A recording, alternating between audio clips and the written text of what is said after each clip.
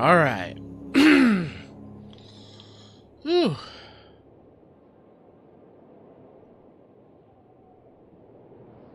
It seems everything's a lot different.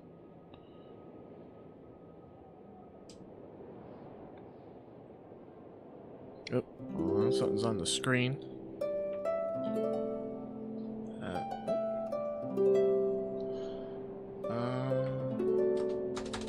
How do I... Okay. Oh, there we go. There we go. Hey, come on. There we go.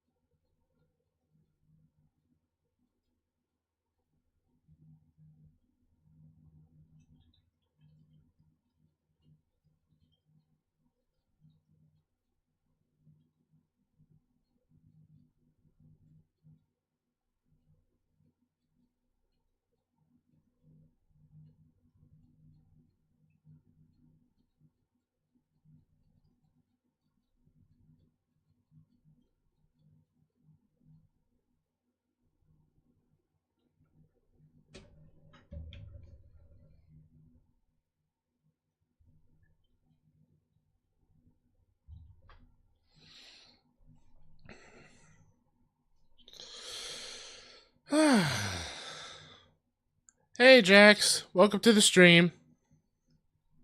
Welcome, welcome.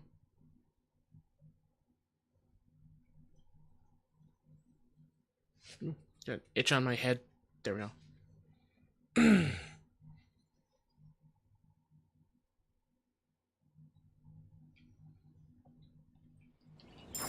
Yeah. Alright. Everything's running. Yeah, everything seems to be fine.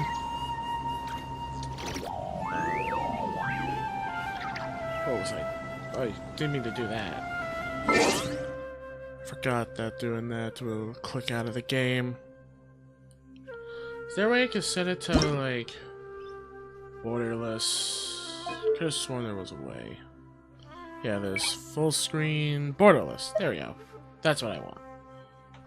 Yeah, that way I should be able to do this, right? Yes, okay, good. I can click out. We're gonna start that. Alright. Question for you.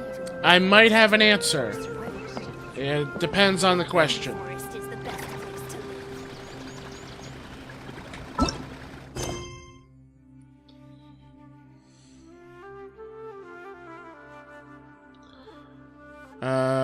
What do the boxes say to your right inside your cabinet?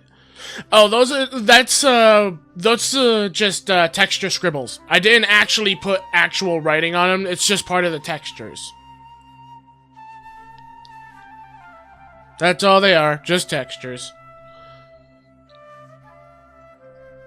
And let us get the camera into full screen. I really wish the writing on the buttons were a little bit bigger. Hold on, it might take me a couple pushes. Oh, okay, I got it on my first try. Cool. Did I have a miniature version of me? Yeah, I did. I had a miniature version of me down at the bottom the whole time. Okay, that's fine.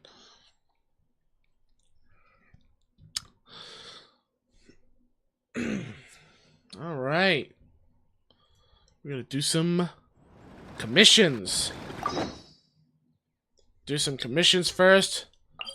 And then we're going to go into some more Genshin Impact story.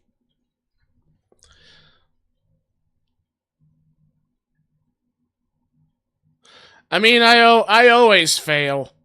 I always do. Like, I always mess up something.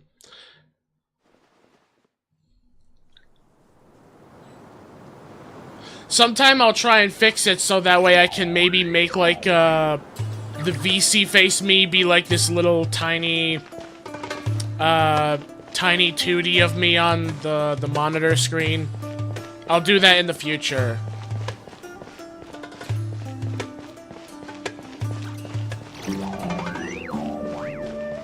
Honestly, I should have done that previously. I have an itch in my nose. Hello! How are you, good sir? What commission do you have for this adventurer today?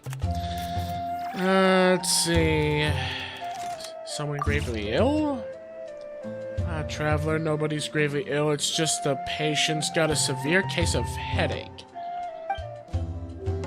Gave him some medicine, but it didn't really work at all. Okay, so you want me to help you get medicine or ingredients for medicine? Gonna guess that's what they want. Sure, leave it to me. That's how it is in every video game. You're doing the NPC's chores. That's always what it is. Oh yeah, I should probably open my mail. It's probably gonna give me some stuff. Yes, it is. A lot of stuff, actually. A lot of Mora. Yeah. Had like a hair in my mouth. Did something not open? Oh no, yeah. Alright. Got my Mora.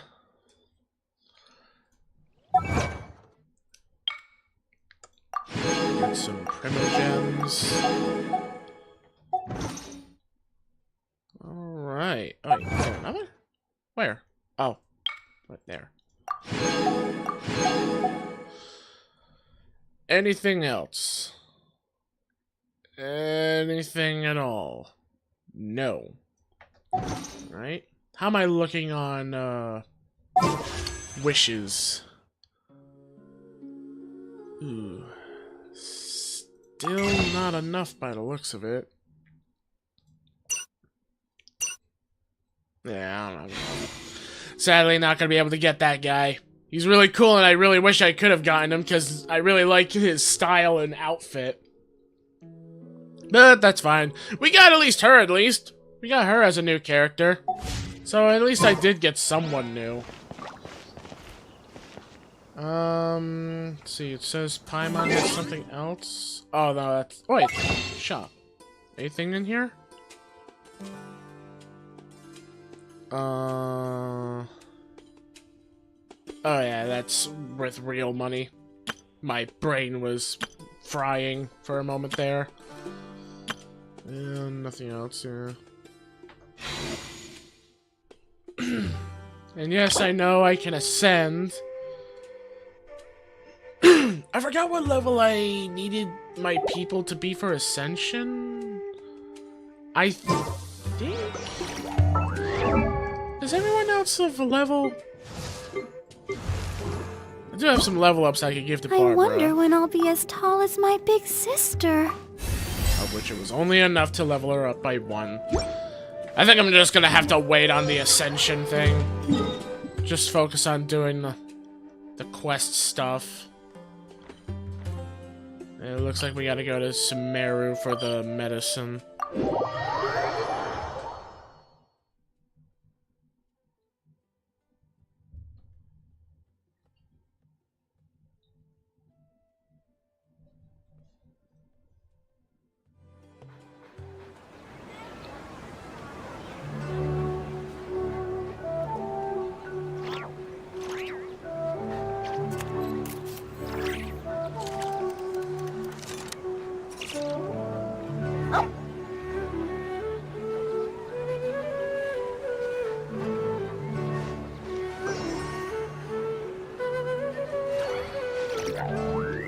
Sorry about that pause. Just had to answer a message.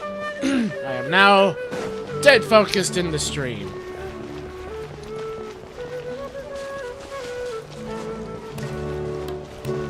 I think the next area I'll be going to, I think it might be the Hydro place. I think that's what was added after Sumeru? I don't remember. I might have to look that up, actually.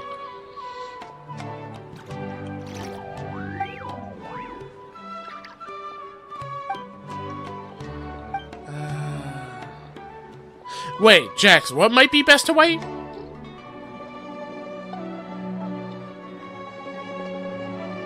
I'm sorry, I got confused.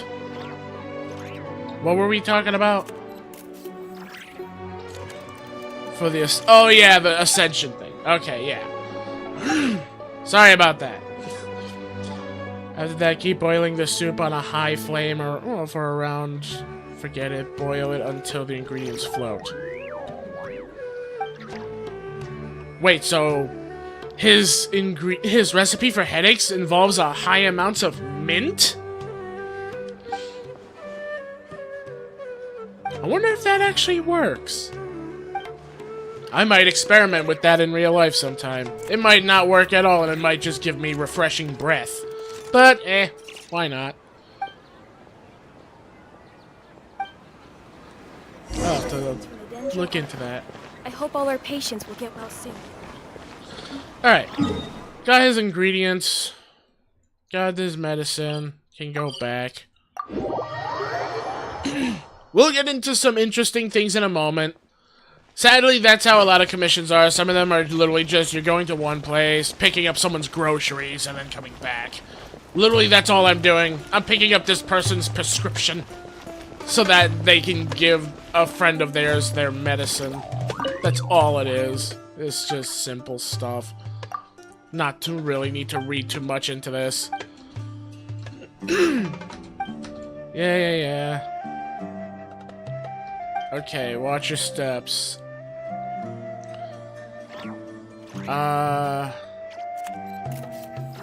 Mint. How do I brew it? Let's see. Yeah, brew on a high flame. Ooh, okay. Until the ingredients float. Alright. Make that medicine. Thank you, traveler. This is for you. I'm finished. I'll try it myself first. Okay, all set. Easy said and done. Let's see. Yeah, we'll go to the closest next commission. And then once we're done with all these commissions, we can continue the story. This one looks closer, but it looks like it's downhill. It should still be fine. It should still be fine.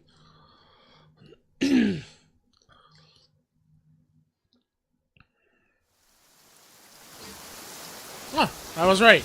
Downhill. And it's raining in the forest.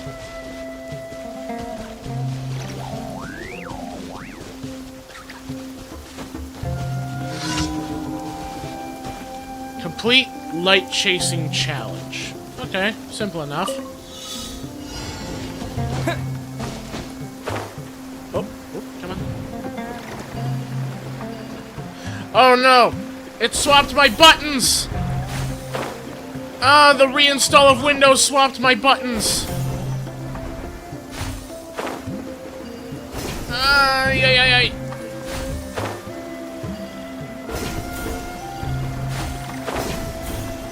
Get back here! Oh, you're lucky, you bugger! Get back here! Get back here! Stop running away! No! Get back here! Get here! Okay.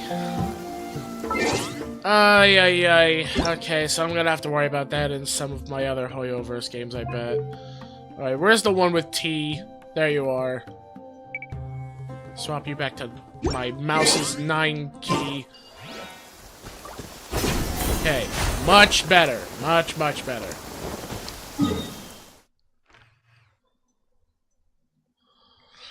Alright. Oh yeah, and there's that one teleport that I can't get because it's underwater. But I think I have to do like a bunch of world stuff. I can always take care of that in the future. Right now I'm focused on my streams catching up in the story. I'm way behind on story. As soon as I'm caught up in story, there'll be future streams that I'll focus on, like, doing whatever amount of stuff is added to the game, and also, side stuff. Complete the challenge by protecting the leyline monolith. Alrighty. That's close enough. I'm stuck. New punching bag. No, you don't.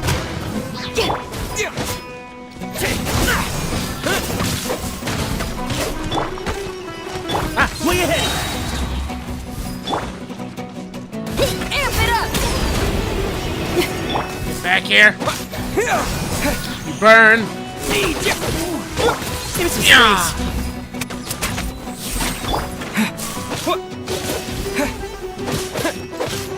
I'll be back. I'll protect us. Today. Way ahead. Power cord!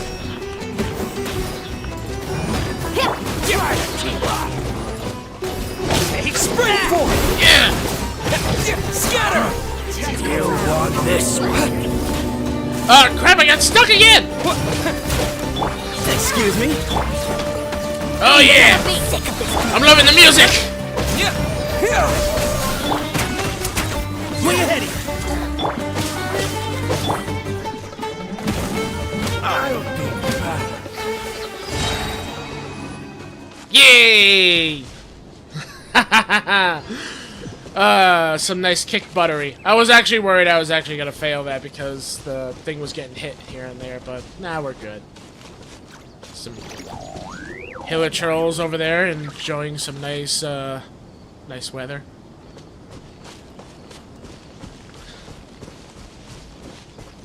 Since I'll be hopping into another, Hoyoverse game, if I recall, after Genshin Impact, I will let everyone know, for those of you that are currently watching, I will be seeing about working on a new avatar.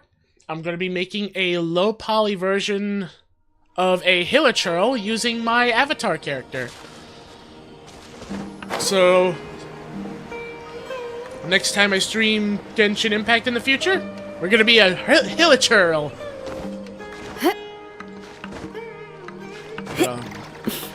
Ah! Okay, crap. I was hoping that was a good place to climb. Alright, it's just gonna take a little extra walking. That's fine. But yeah. Ooh, indeed, Jax. Like, I'm actually excited. Whoa. Okay, I thought that thing was, coming after me.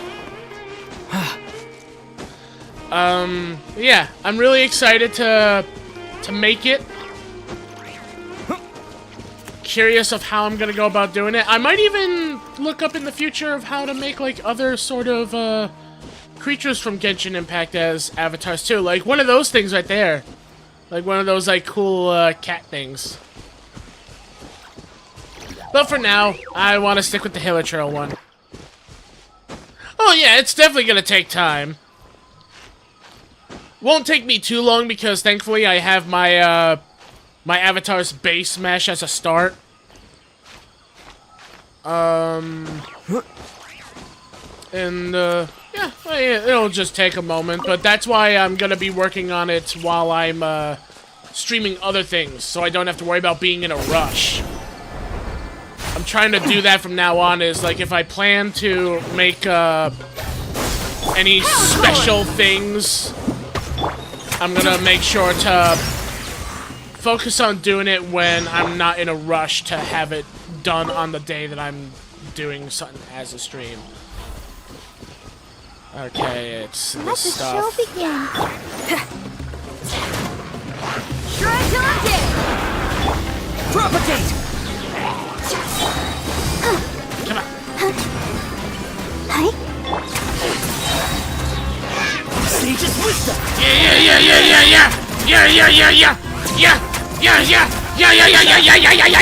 Yeah.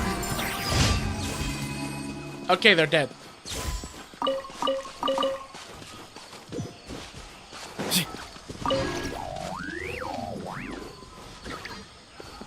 Alrighty, I think there's... Was that all of them? Yeah, that was all the commissions. Good. I can go back to Sumeru and collect my rewards. And then we can continue with the story.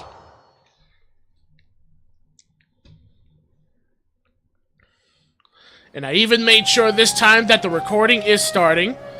And everything is set up correctly. I should have just pressed pause. I have to get used to remembering that I did just make it so that I can click out of the game so I don't have to keep hitting the start button. Ad Astra Abyssosk. Welcome to the Adventurers Guild. Ad Astra Abyssosk to you too, Catherine. Thank you for completing today's commissions. Ad Astra... Gems. Characters. Gonna claim all. And dispatch all again. When it comes to having all those resources, I'm definitely doing good on that. Alright. Believe... Yeah, this should be, the main story stuff, because it has the picture and everything, so it should. So, we're going to a toast to victory! Let's follow this glittery road and get ourselves some story progress. And also, for those of you that are here at the stream, hello everyone! My name's Buddy Tongsley, and welcome to Genshin Impact once again, where we're gonna be continuing our wondrous adventure in Genshin Impact. Well, story. there won't be any problems if the feast starts at that time. Everything has already been prepared. Mr. Zubair, I finished tallying things up here. Well, except for the guests. Is a simple reply really that much to ask of our guests? It's affecting our arrangements. Oh, it'll be fine. Besides, it never hurts to get things ready in advance. I was thinking the same thing. The feast will be held sooner or later, right? Hey, Nilu! Traveler, Paimon! We got your letters, so here we are! You're the best! The other guests haven't even replied yet. Huh? Are we the only ones that have arrived? Yeah, I had someone deliver letters to all of our guests. But maybe everyone is still busy with other things. Look, I get it. Sumeru is in an extremely important period of transition right now, but even if your friends are important figures, they shouldn't just ignore your request like this. Nilu is Sumeru's #1 celebrity after all. Yes, you're right. She is a celebrity. She's the #1 of Sumeru. Let's calm down, please. You have no idea how happy I am to talk to people with good taste. If you consider enjoying Nilu's dances having good taste, then almost everybody has good taste. Because Paimon thinks everybody will love her performance. That's right. We all think she's amazing too. Nilu is an absolute favorite among those of us who frequent the Grand Bazaar. For Outlanders, you have a great eye. Master Zubair, let's have a vote for the most outstanding audience members next time. I think these two may win. Nonsense! It is not for us to determine the value of an audience. But indeed, we could try giving gifts to people with particularly good taste. I heard there's a device in Fontaine called a camera that can record people's appearances as pictures. Such pictures would make superb gifts. Ooh, good idea. I wonder where we can find one. I have one! You guys are so funny. There's really no need for that. I have a I'm satisfied camera! just being able to perform here. There's always a lot going on at the Grand Bazaar. Yeah, and that's why I love it here. Traveler and Paimon, could you help confirm if the letters were actually delivered? If for some reason they didn't receive the letters, then please tell everyone that there will be a feast here. Yep, I'll go check. Yeah, we can also check out how everything in Sumeru is going now. Let's see. Do you know where everybody is? When I wrote the letters, I heard that Dia was in Port Ormos, and Alhaitham was at the Academia. As for Sino, we've only heard that he appears at the Academia from time to time. I'm not too sure about Ramon's whereabouts. My guess is that he's with Dia.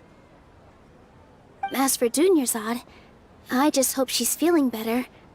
I sent her a letter, but I was afraid of disturbing her. If you have time, please ask about her for me. Okay, got it. Let's go, Traveler. Alrighty. Also, about those gifts. Do those gifts include, Primogems? I would like some Primogems. I think that would be a wonderful gift. Some free Primogems.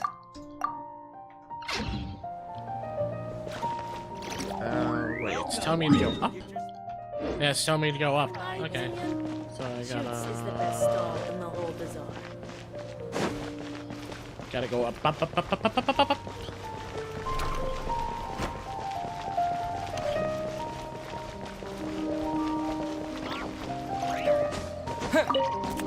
Oh. Hey, wait.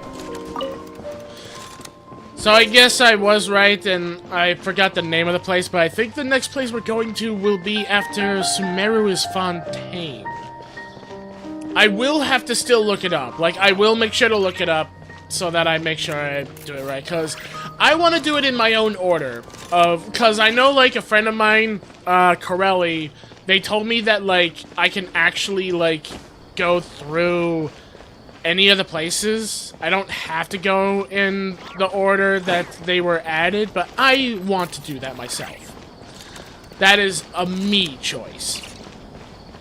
So that's why I'm deciding I'm going to go to each of the places, one by one, in their order.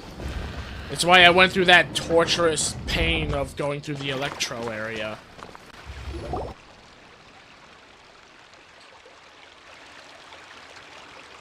Oop. Okay, doors opened. We haven't seen Alhaitham anywhere.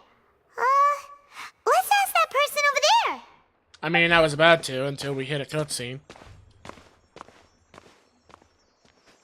Hey there, have you seen Alhaitham around?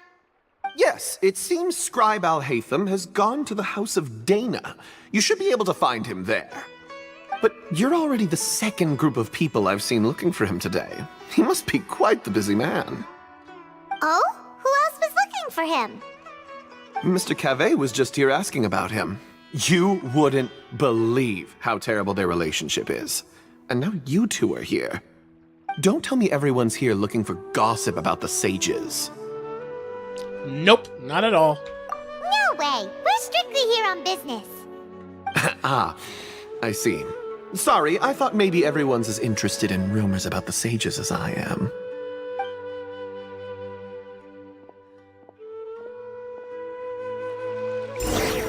Okay. Guess we'll go further in.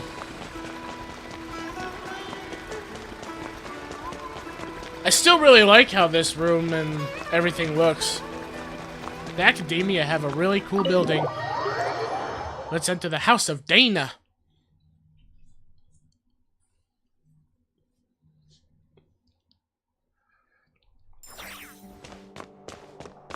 There's the library, books all over the place again.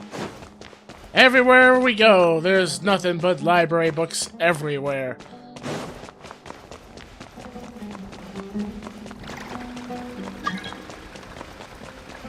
Oh, okay. I need to set myself up so that I don't keep getting world requests. Hold on. Crap. How do I do that again? There was a specific method of doing it. I think it was in co-op mode? No. Crap, how do I do that again? There was a way to make it so that way I don't keep getting invites of people wanting to join the world. I don't want to change avatar. Yeah, no, it's... I don't know how. Well then.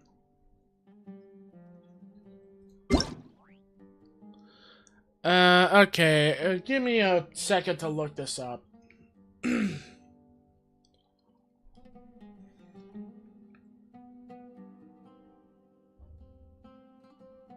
thing I got my phone.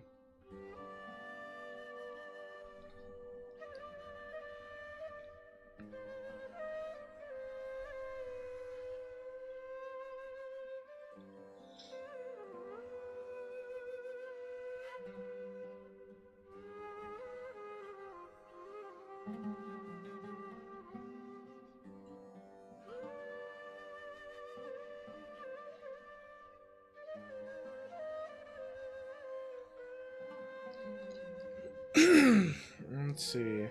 Okay, so yeah, open the co-op mode menu and change your world permissions. Okay, so I was doing the right thing. So it's co-op mode menu. Oh, here we go. Yeah, for now, rejecting requests. Because right now we're doing story stuff. No time for playing co-op. Plus, if I do that, I want to do it with my friends. Not ready for random. Oh, Hatham joins should be right now. around here somewhere, right? Oh, who's that? He's over there. But it looks like he might not have time for us. Yeah, he's talking to someone else in the outfit that person has. I don't think I've seen them before. Just put down that worthless book and tell me what happened in the academia. This is not just some worthless book. Do you have any idea how difficult it is to find a physical book like this in Sumeru? It doesn't matter. It's probably just another thing that you used your authority to get your hands on anyway. Just put it aside. Listen, I came back today only to hear that the sages have disappeared. Oh, you sound surprised. I thought you would already know the inside story. Would I be here asking you if I knew? You're the scribe, not me. So just tell me what you know already. Well, I almost became a sage. Huh? Oh, don't sound too surprised now. You're the renowned Kaveh, light of the Ksharawar. Besides, as a master builder and craftsman, chances are you'll be appointed as a sage too. Why do I feel like you don't really mean it? What makes you say that? Why would you question my heartfelt sincerity? Maybe it's because you've never said anything good about me before. Yeah, well, I share a similar sentiment, and anyone who knows you as well as I do would surely do the same. You... See? This is why I hate discussing anything with you.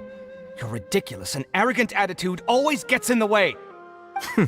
It seems that you really can't stand my personality. Ha! What was your first clue?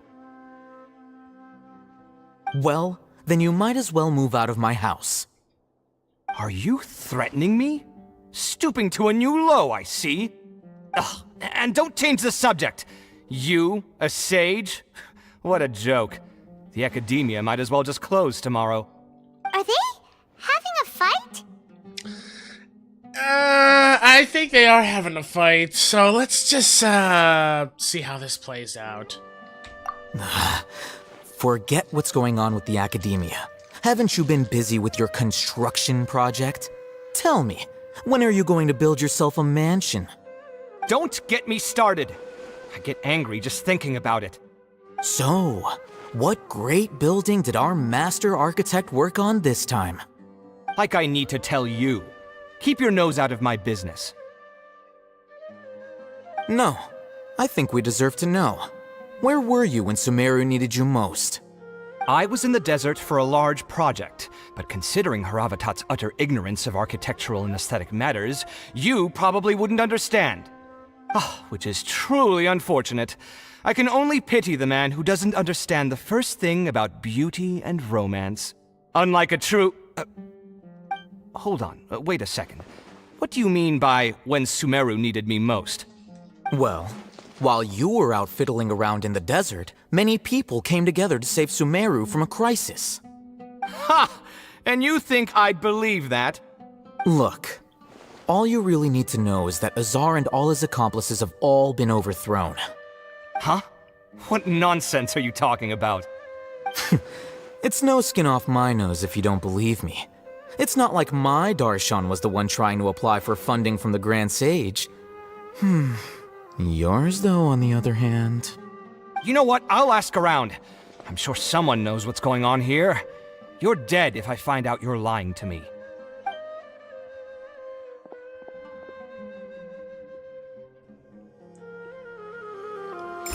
Honestly, I think he's kind of telling him the truth enough, because wouldn't he know something was up about the sages being gone, also being that, like, no one's using the Akasha anymore?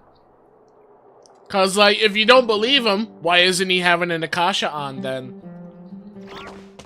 It's kind of obvious that he's kind of telling the truth there. Hey,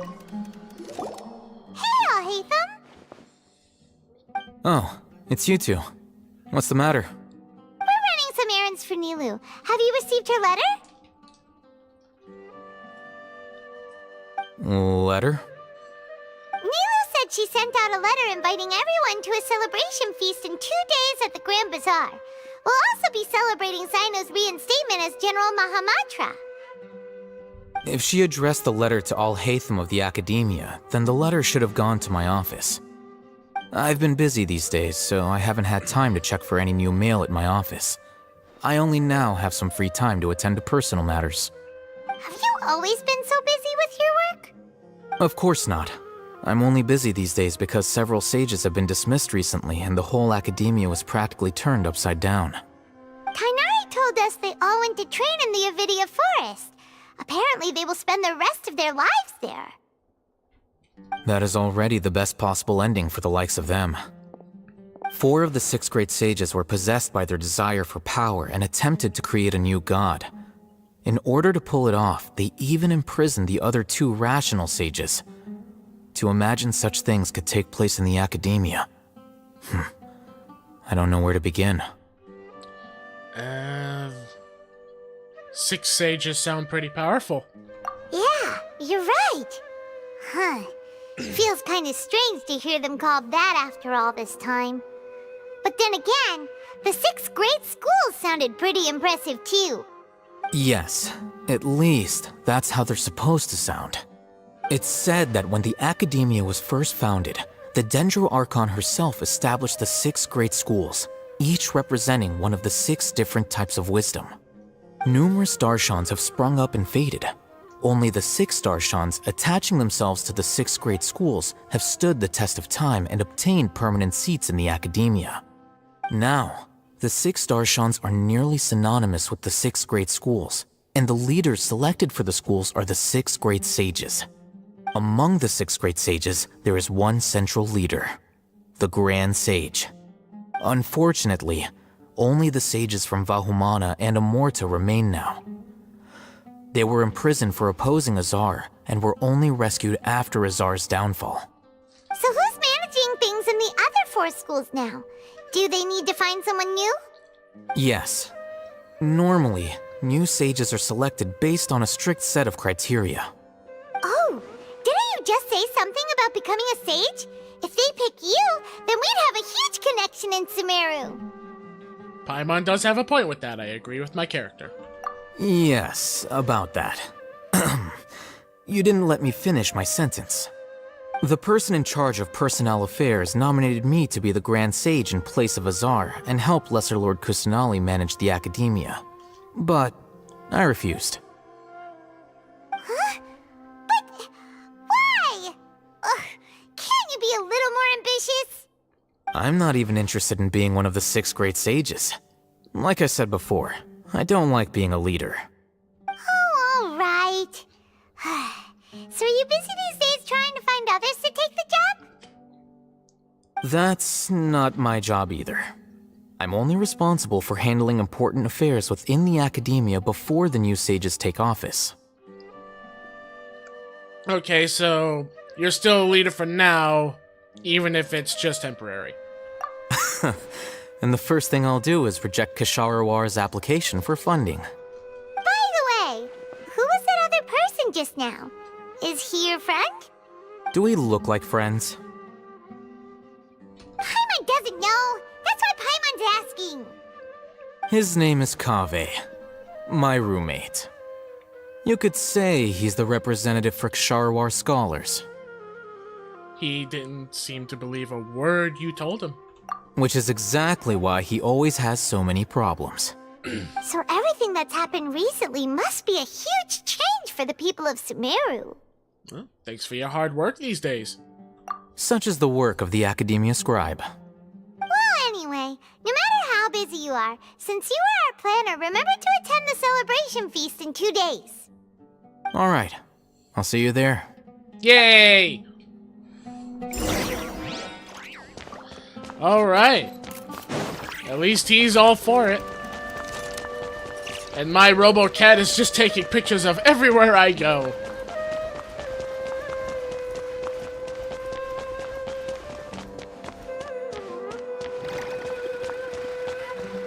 Oh, wait. Or almost. I could just teleport there. What am I doing?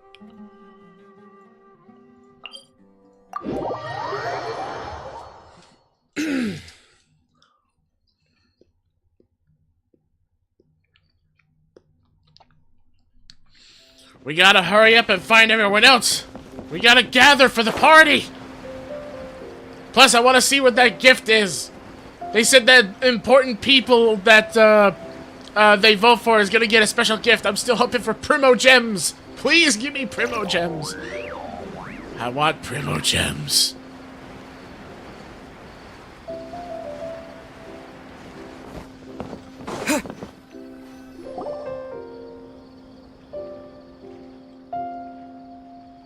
Hey, this is that place where we also saw that guy This is Port Ormos. coincidentally leave. Now where could...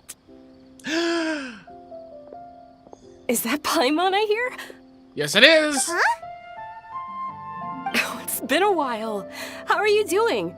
Dunyarzad! It's been so long since we've seen you! We're good. And how about you? I see your sickness is gone. I'm doing well. I can go as far as saying I have never been happier in my entire life. I don't know if you've heard, but Elazar has completely disappeared, and all the patients have recovered. You kidding? Knowing them and the connections they've got, I'm sure they've heard about it. Yeah! Didn't expect to see you here. That's right. My lady is feeling better now, so I'm accompanying her for a walk. Why do you still call me that, Dia? You've already informed my father of your resignation. I guess I'm just used to calling you my lady. Old habits die hard. Resignation? You mean you're quitting? Yeah, I might start losing my edge if I keep being a bodyguard for the Homayanis.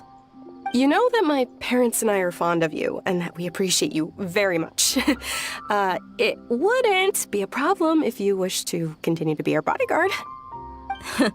I'm not a woman that's easily persuaded. You should know that by now, my lady. When I took this job, I had already decided that I'd quit as soon as you'd recovered. It's time for me to get back out there and chase that horizon. So what are you gonna do now if you're not gonna be a bodyguard anymore? I want to take a risky job and put my body to the test again. Huh? But we literally just finished one of the most dangerous jobs ever! Are you getting bored already? I know. If I hadn't joined in that plan with you, I wouldn't have come up with this idea. I guess I still get fired up by that feeling of going all out in a fight.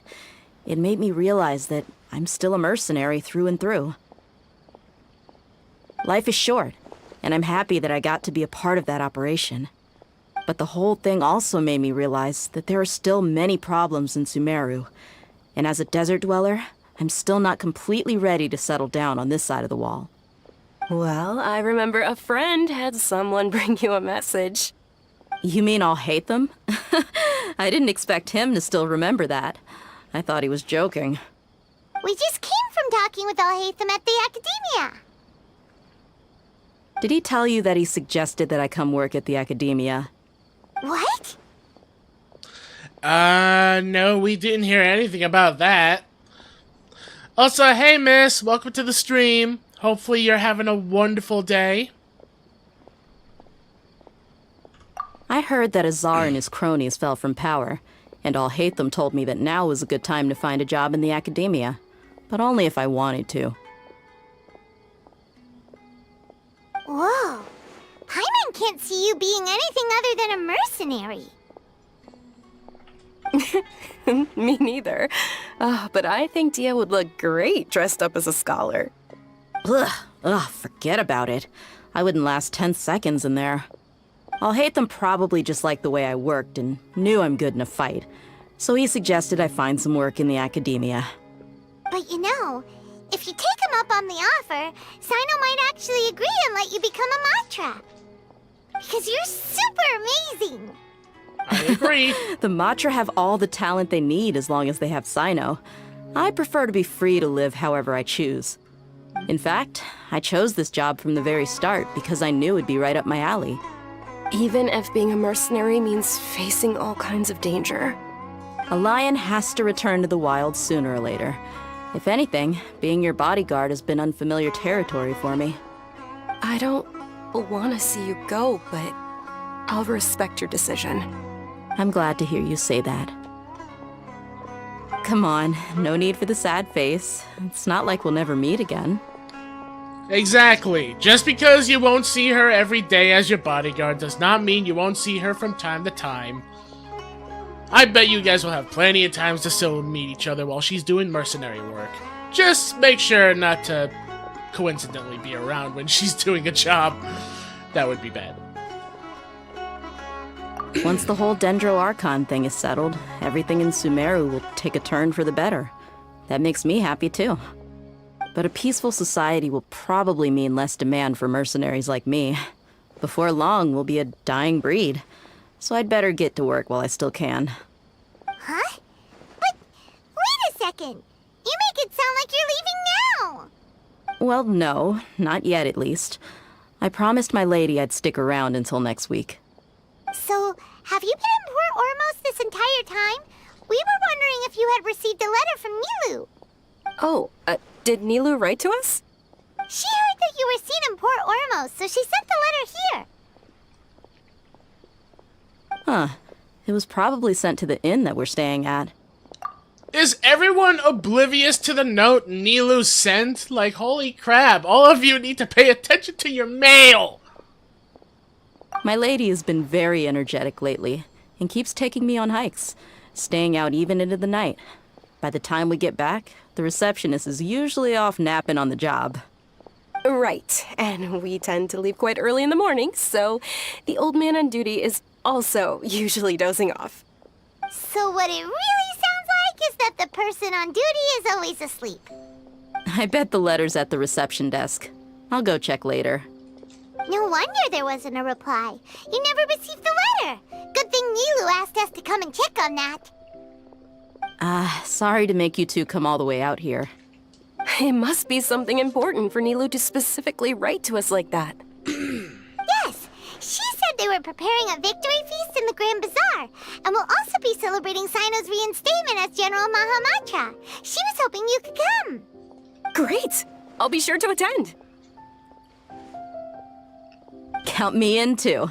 But is there some sort of dress code or anything for the feast? Can I just show up looking like this? Since it's being organized by Nilu, I don't think she'll be too picky about that. If anything, I think she wants to see us as our most natural selves. All right, then this is how I'll show up. The feast will be held in 2 days, so don't forget. Sure. Thank you so much for letting us know. We'll see you there. Oh, by the way, do you happen to know where Sino and Raman are? The General Mahamatra always comes and goes without a trace. Normally no one knows his whereabouts. Oh. But last time we met, he mentioned that he had something to do in Aru Village.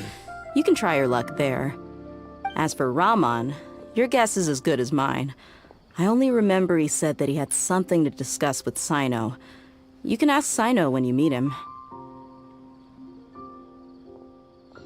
Alright, thanks, Dia. Don't mention it. You'd better get going. Alright, on to our next stop.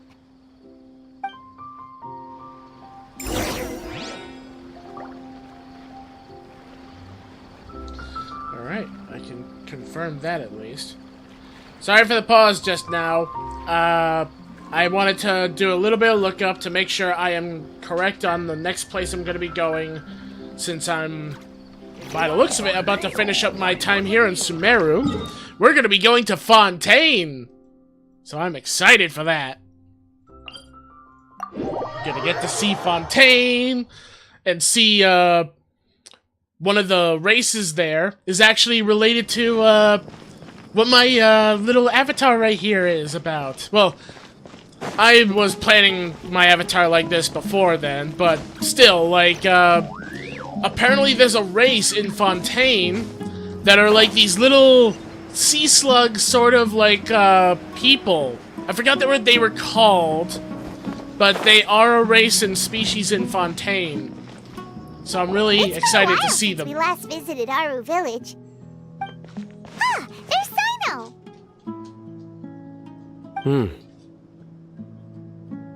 Been a while, Sino. What brings you here? We recovered well, and Tanari agreed to let us leave, so now we're out and about again. It seems Gandharvaville's medical treatment is still as good as ever. And Tanari is recovering well, too. That's good to hear. Thank you for taking us to him. Yeah, you're the one who brought us to him when we lost consciousness, right? Thanks for that. You're welcome. Tainari has excellent medical skills, and Kale is quite attentive. It was the best place for you. But why are you just standing here like a dead tree? I'm meeting some people. Oh, you mean Candace? I've already talked with Candace and the village chief. They're still at the usual place. You can go there if you'd like to see them. But you know one of the people I'm meeting as well. Oh, by King Deshret's blessing, my friend suddenly appears in the desert. Don't tell me you've run into trouble and need us to help now. Roman! And... huh? Sataria? Oh, you know me? Oh, well, you're pretty famous in the academia. Don't worry, these are our friends. No need to be so guarded. I see. Alright. How have you been doing? I'm doing well. Many good things have happened recently. Same here. Really, I feel that my whole life has started to shine after suddenly finding a new direction. Oh, tell us everything. Yeah, you go ahead. Alright, well, I suppose I should start by saying I've decided to leave the academia. What? Oh, so you're not going to be a scholar anymore? It's not that I've given up on being a scholar. Instead, you could say I've found a new identity. I will no longer pursue research like a typical scholar, but I have not completely given up on my relationship to knowledge either. I can see what you're saying now. What do you mean? I plan to leave the academia and return to teach here in the desert. Wow, so you want to become a teacher?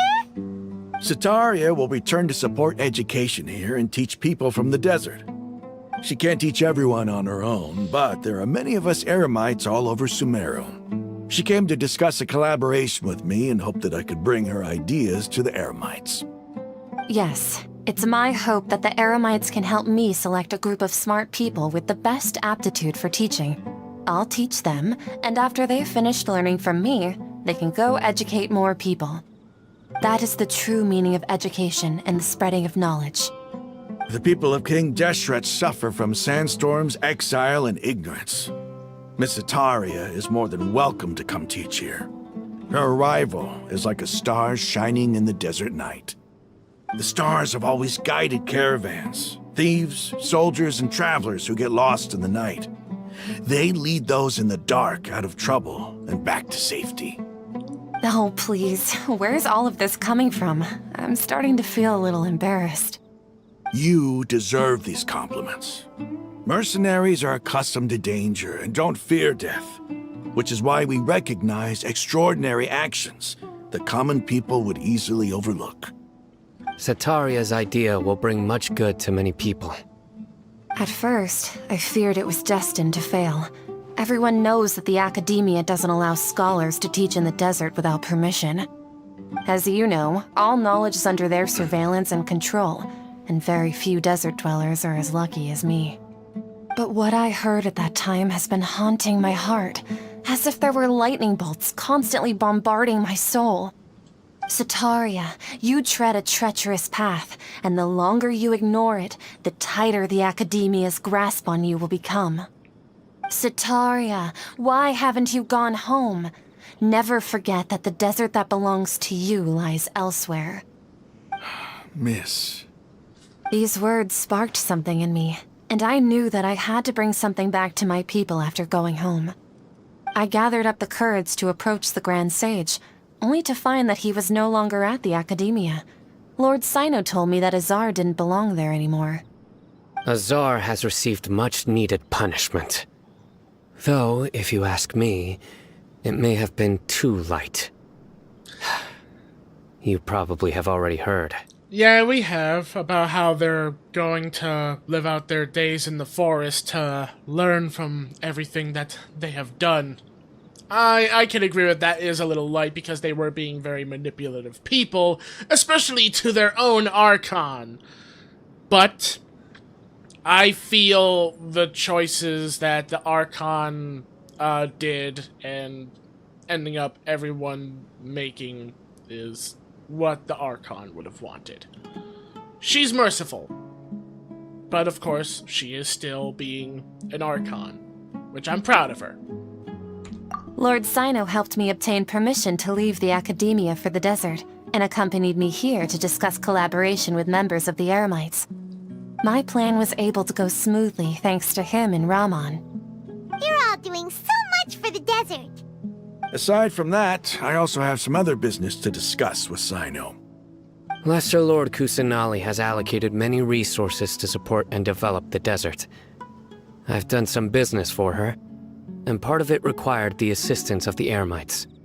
I applied for a few batches of educational materials from the Academia, and sent them to several groups in the desert, as instructed by Lesser Lord Kusanali. I believe the people will make good use of them. That's exactly what the people here need. Physical books and other related items.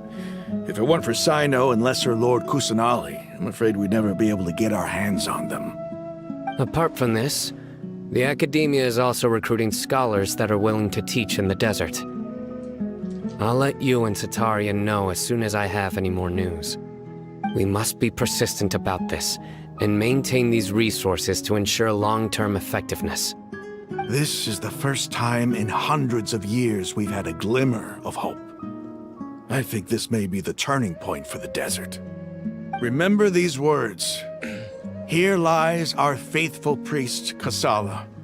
His wisdom is a miracle among the people, deserving of high praise and admiration. I hope people with wisdom like that priest will rise again among the desert dwellers. Then we'll once again see the wisdom and glory that once shook the world. Enough about us. Are you here to discuss some business too? No, not at all. We're actually here on behalf of Nilu. Nilu wanted to write to everyone, but she wasn't sure where the letters should be sent, so she asked us to come find everyone personally. A celebration feast will be held in 2 days at the Grand Bazaar. She hopes that all of you will be able to attend. At the feast, we'll also be celebrating Sino's reinstatement as General Mahamatra. Although, judging from your appearance, it seems you've already been reinstated. Paimon thought you would only start working for the Academia after the feast. Celebration? Feast? So you didn't know. It's the first I've heard of it. Tighnari was right. He really didn't know. This feast is for you, Sino. Sounds to me like you'll have to be there. It's rare to see that kind of expression from Lord Sino. You must not like feasts very much. No, not really. But I'll go. Yeah, everything will be fine, Sino. We're gonna have a good time. Trust me. Well, I still have a lot to handle here. Besides, I need to look after Miss Sataria in the desert, so I'll have to pass. I'm afraid I won't be able to join you. Although, if you'd be so kind, please give a message to Miss Nilu for me. The message is, I'm sorry for how I treated you before, but now I understand the beauty of your dance. It's like a light shining in the sky. You and the art you symbolize are not only beautiful, but also lively and powerful, so much so that it was prohibited. Please keep dancing, and someday I'll be able to appreciate your art in person. Okay, we've got all that down. I'll be sure Paimon tells it, because in reality, I would not be able to remember all those words. Probably key points, but we'll tell her. Our job here is complete as well. Oh, Sino, remember, party's in 2 days. Make sure you're there. Got it. Alright. So now we just have to wait for at least 1900 hours.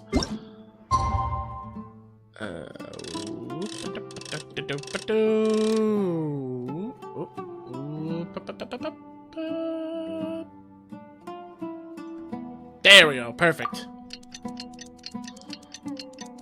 Huh, normally it makes it go up to the sky to watch the day turn to night and all that. That's different. Alright. And now another day after. I should have just done it for both days.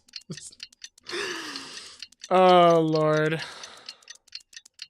I forgot that, like, you could turn it more than once to actually do it for the 2 days and such. That was my fault. Today's the big day. Let's go to the Grand Bazaar.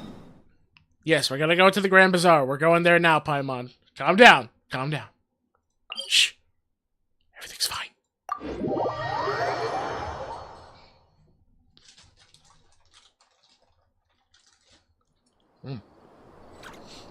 Also, I'm enjoying marshmallows while I play. I have a bag of little marshmallows next to me.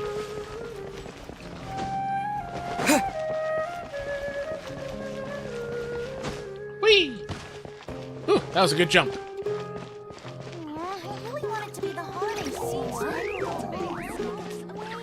Super exciting! Gonna get to see a party!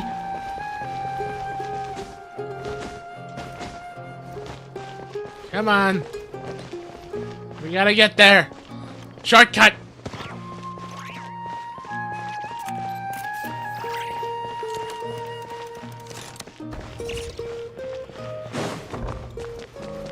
What am I doing in the academia? This is not where I need to be! The glittering road lied to me! Ha! Shortcut! Shortcut to party! Ow. I hurt my ankles. Let's dance.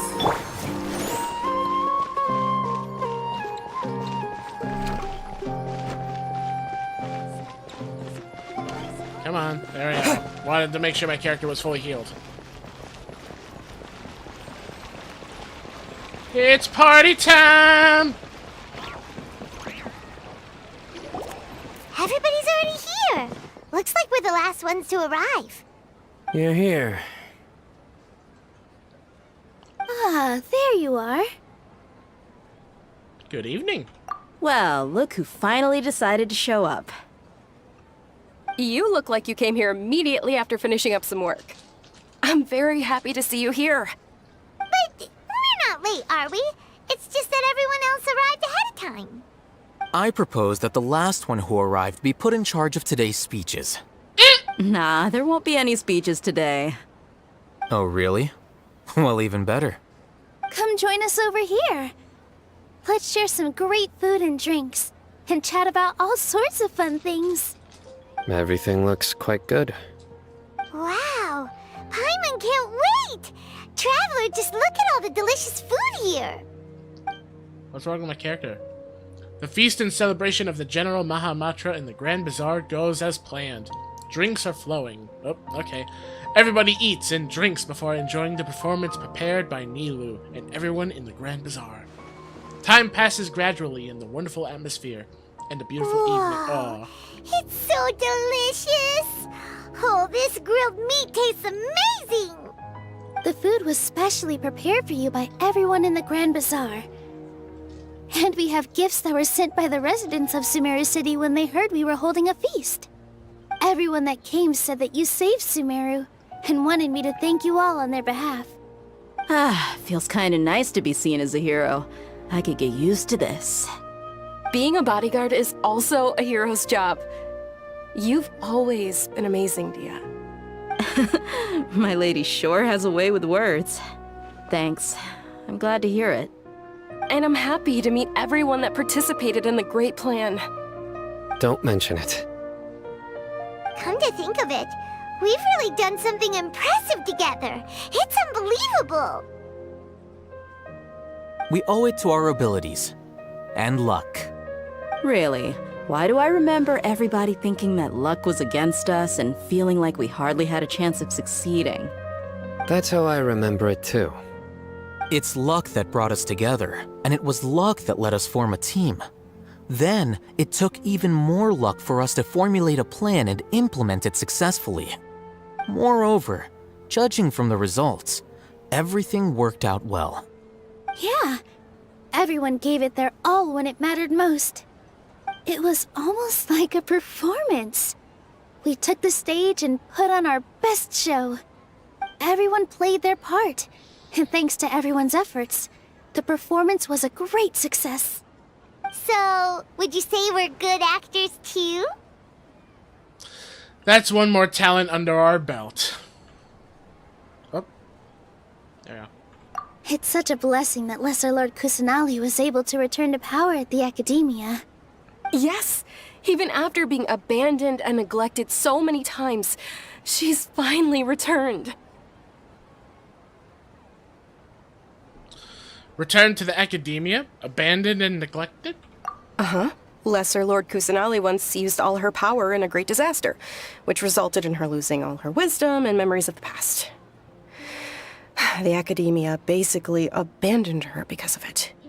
This should be something everybody should remember. Huh? You look surprised. I didn't say anything wrong, did I? No, everything you said is correct. That's good. Something wrong? Yeah, what's with that face? You knew all of this already.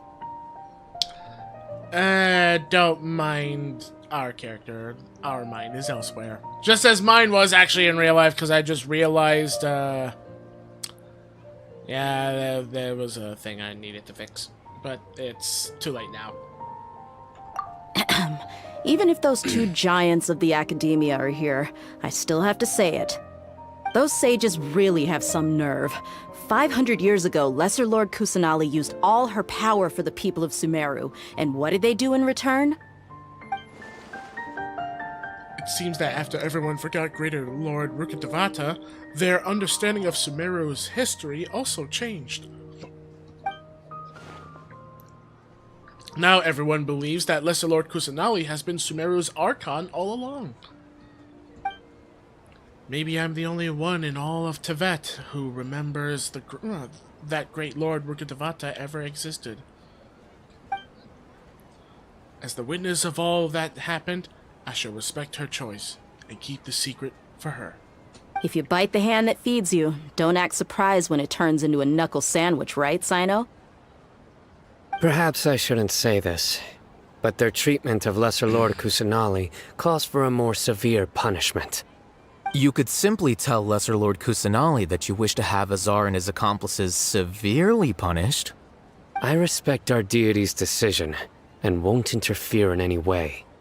While we're on this topic, why didn't you accept the Academia's invitation to become the Grand Sage? Are you trying to say that I'm fit to be a sage?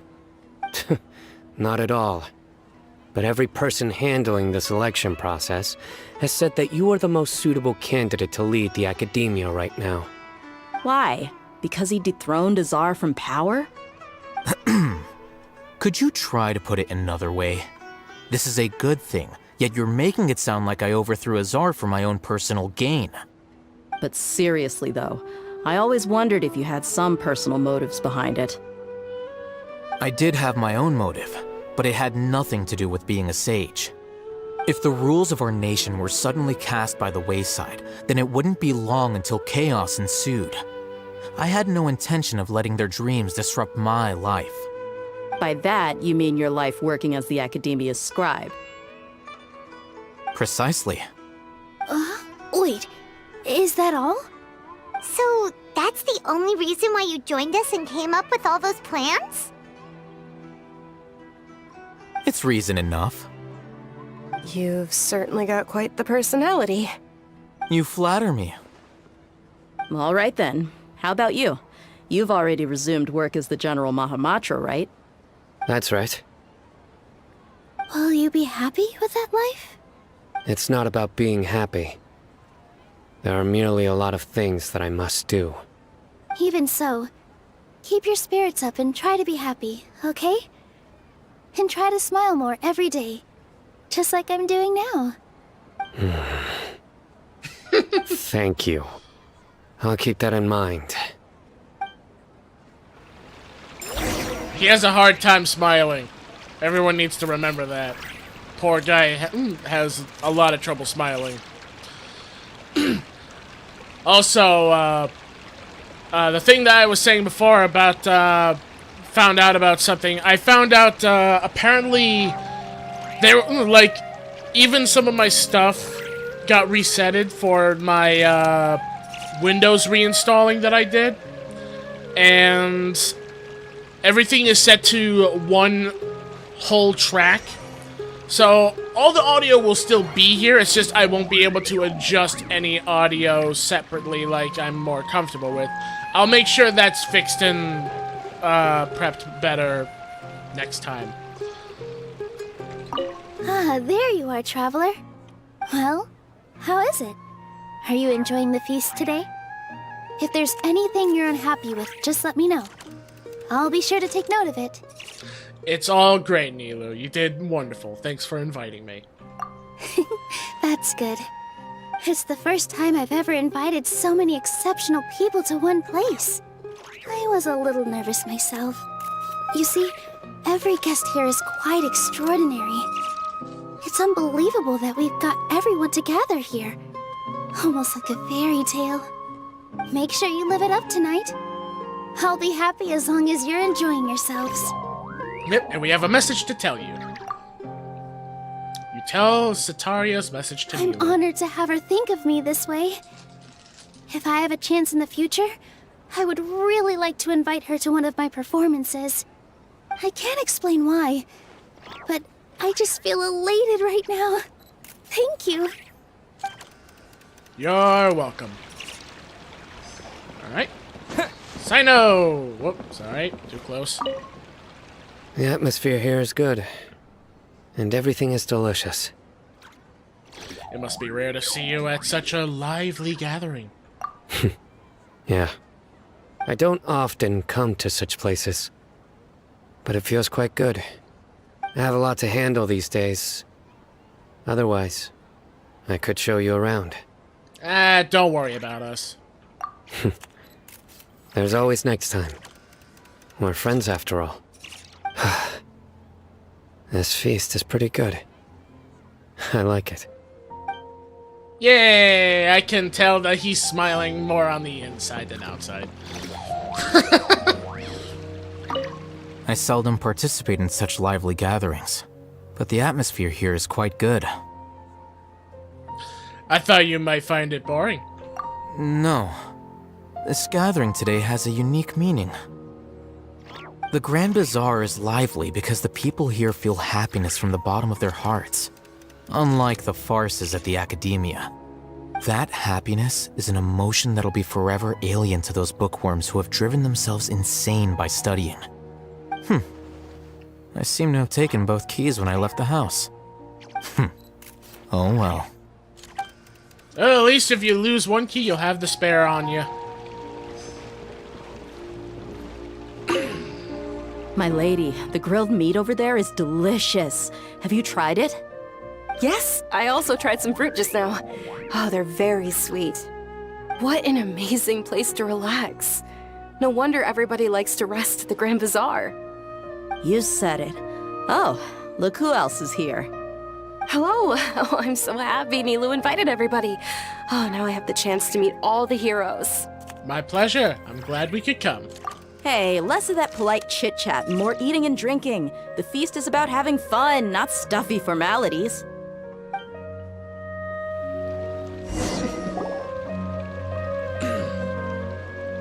Huh? Why does my character look like they're dozing off? What's wrong? Your head is starting to droop.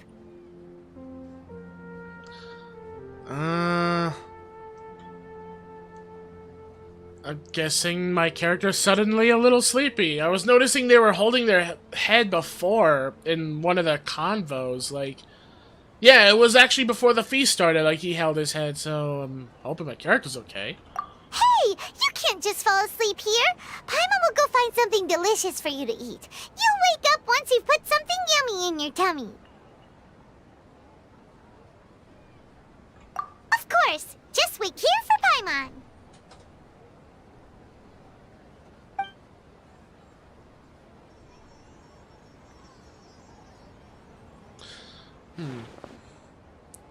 Is it because I didn't sleep well last night that I feel sleepy all of a sudden? Or is it because I'm too full? I don't know about that actually, but now that I think about it, I just remembered last time I streamed, we found out another thing about Paimon is she's connected to this world exactly. Oh, huh? Seems like someone is there.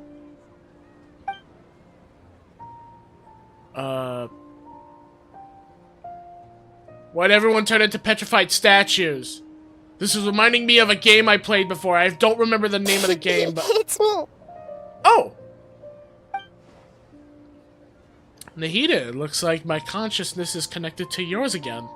You may blame me for being a bit too self-indulgent. I was thinking about talking with you, and the next thing I knew, I had made a connection with you. The connection between us is amazing. It's like flora and the fence it grows upon. Is there anything you need from me? I heard there's an amazing celebration feast today at the Grand Bazaar. I wanted to have a look for myself, so I snuck in. Lately, I've been so busy dealing with all the fallout from recent events, so I really haven't had any free time. Although you've already helped me with a lot, there's still one more thing I hope you can help me with. What is it? Please say thank you to everyone for me. So, that's what this is about. Nahida, it'd be better if you could do that yourself. Oh, is it not convenient for you to do that for me? Some things in this world must be done by yourself. But if I just show up all of a sudden, people will become all quiet and stiff, won't they? What if I end up scaring them and ruining this wonderful feast? That'd be the last thing I want. It'll be fine. Please don't worry too much. Let me think about it. Okay. Have you made up your mind? Yes, I have. That's good. What? You said I should go thank everyone as myself, right? So... No, I've decided to borrow your body for the time being. Please don't blame me. The flora also climbs up to the fence to get closer to the sky. Then at least promise me you won't say anything weird when you're in my body.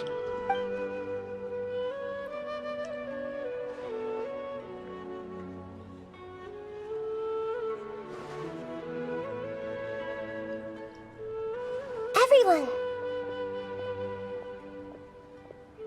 Are you awake now? Paimon was just about to bring you the food. It's me. Huh? That voice. Nahida? Hold up, what's going on? I didn't expect to have a conversation with the consciousness of Lesser Lord Kusanali in the Grand Bazaar. Interesting. Is this also a part of the feast? No, of course not. Are you Lesser Lord Kusanali? Hello, Nilu. You know who I am? Yes, I already know every one of you. Nilu, Alhaitham, Sino, Dia, Paimon, and Dunyarzad. Lesser Lord Kusanali? I took the liberty of occupying the traveler's body so that I could thank all of you in person. Thank you so much for rescuing me, even if that meant placing your own safety in peril and taking the risk of becoming enemies with the Academia, the sages, the doctor, the balladeer, and even the entirety of Sumeru. Without you, without any of you, I would have been in a much more difficult situation. Had you not helped me to resolve the crisis, not only I, but Sumeru and even the entirety of Tevat would have suffered great misfortune. People refer to you as the heroes who managed to rescue a god. I'm quite fond of this name. It not only explains your identities, but also bears witness to your relationship with me. Please, allow me to present to you my most sincere gratitude. Lesser Lord Kusanali, you have done so much for Sumeru, and I didn't even have a chance to do anything for you. You don't have to do this. Dunyarzad, the suffering you endured during your illness is also proof of you being with me and praying for me. Thank you. You don't need to be so ceremonious. It's always been my duty to protect you.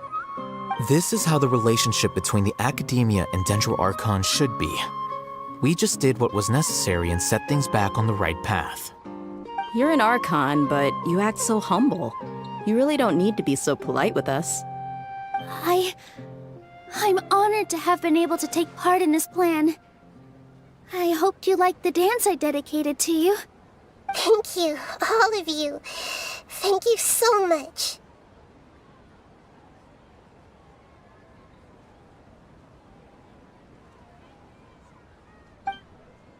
And we're back. Oh. See? Just like I said, everybody is very happy to meet you. Yeah. Nahida shows up for the surprise visit and brings the feast to its climax. Sincere joy flows in the hearts of everyone present. A warm atmosphere of talking and laughter carries on late into the night. Also, is it me or did she sound like she was talking through a phone? And the feast ends on the perfect note. It was like she was either talking through a phone or a microphone. The next day. Are you awake? Did you rest well? Yeah, I think I slept alright. After Nahida left, you ate a lot of food. You've become a glutton. Still nothing compared to Paimon. That just means you still have a lot to learn from Master Paimon, the Sage of Gluttony.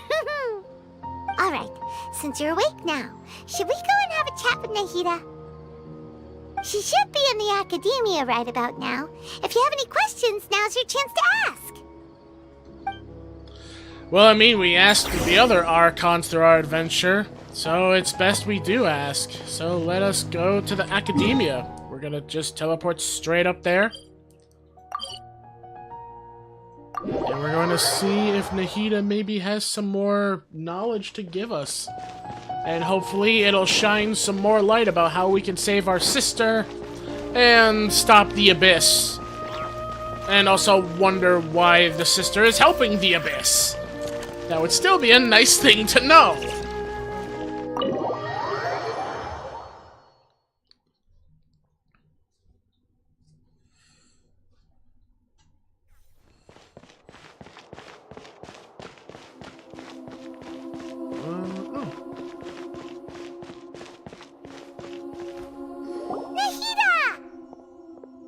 Hello, Traveler and Paimon. What a fantastic night. I'm still immersed in all the happiness and joy, like a candle floating on water. So are we, and that's why we're here to talk with you. Is there anything you want to know?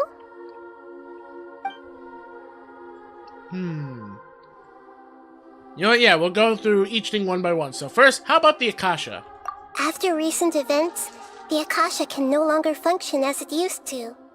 I've given it some thought, and have decided to shut it down permanently. But this is definitely not a bad thing. Even from the beginning, I've been planning to shut it down.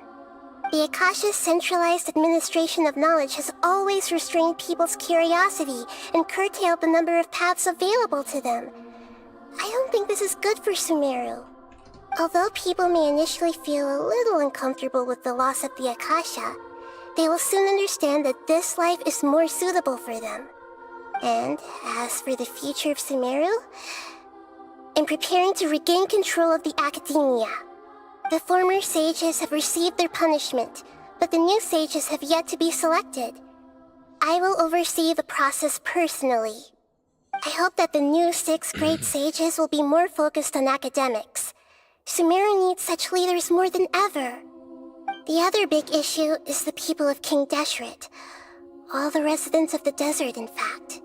They have been mistreated for far too long. I've already taken some measures to address this. It will take some time to rebuild everything, but no matter if it's culture, friendship, or trust, we will rebuild it. Alright. What about, what happened after I fell asleep that day? You mean, what happened after the doctor put you to sleep? Did he take the Gnosis? You guessed correctly. The top-ranked Fatui Harbingers, up to number 3, possess power comparable to that of gods. I was no match for him in that kind of situation. However, in spite of the bad situation, I still managed to make a fair deal with the doctor. I'm sure you remember the entity that changed your fate, the Heavenly Principles. In fact, the Heavenly Principles has been quiet since the Conria disaster 500 years ago. I used this point as leverage against the doctor. I told him that the Heavenly Principles may be awakened if I destroy the Gnosis. Although it's just a bluff, he still fell for it. I assumed that the Heavenly Principles wouldn't just stand by and let such extensive damage to its laws take place. And as for what I exchanged for the Gnosis, the exchange served as both punishment for the doctor, as well as a boon of new knowledge that I couldn't refuse as the God of Wisdom. Okay, what about the Balladeer? He's still in a coma. I've hidden him like how one would hide a feather. I know you have many misgivings about him, but as someone who had become a god, he has retained a number of very useful features. Don't worry, I'll keep an eye on him and make sure he doesn't do any evil. In addition, there are still some mysteries left in him. Some things may be very clear from my perspective, but he is still yet to understand them himself. His future will be determined by fate. Okay. What about Fontaine, the next stop on my journey? Is that where you're headed next? Fontaine, the nation of justice? As far as I know, that nation operates on a judicial system. Does their Archon personally judge people?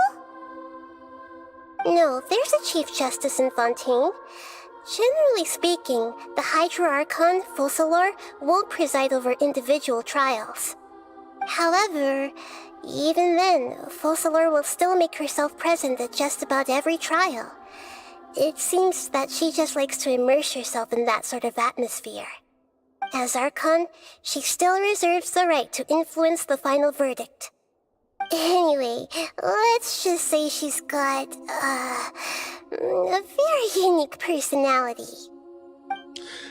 Hearing the Archon of Wisdom say it that way, I'm kind of worried now.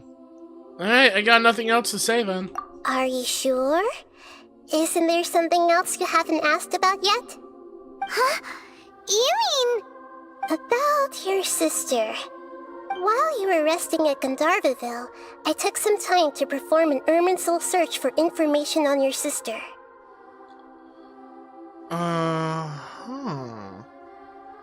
Yeah, we both came from beyond the Sea of Stars. Yeah, isn't Irminsul a repository for all the information and memories of Tevat? So there shouldn't be anything on him or his sister.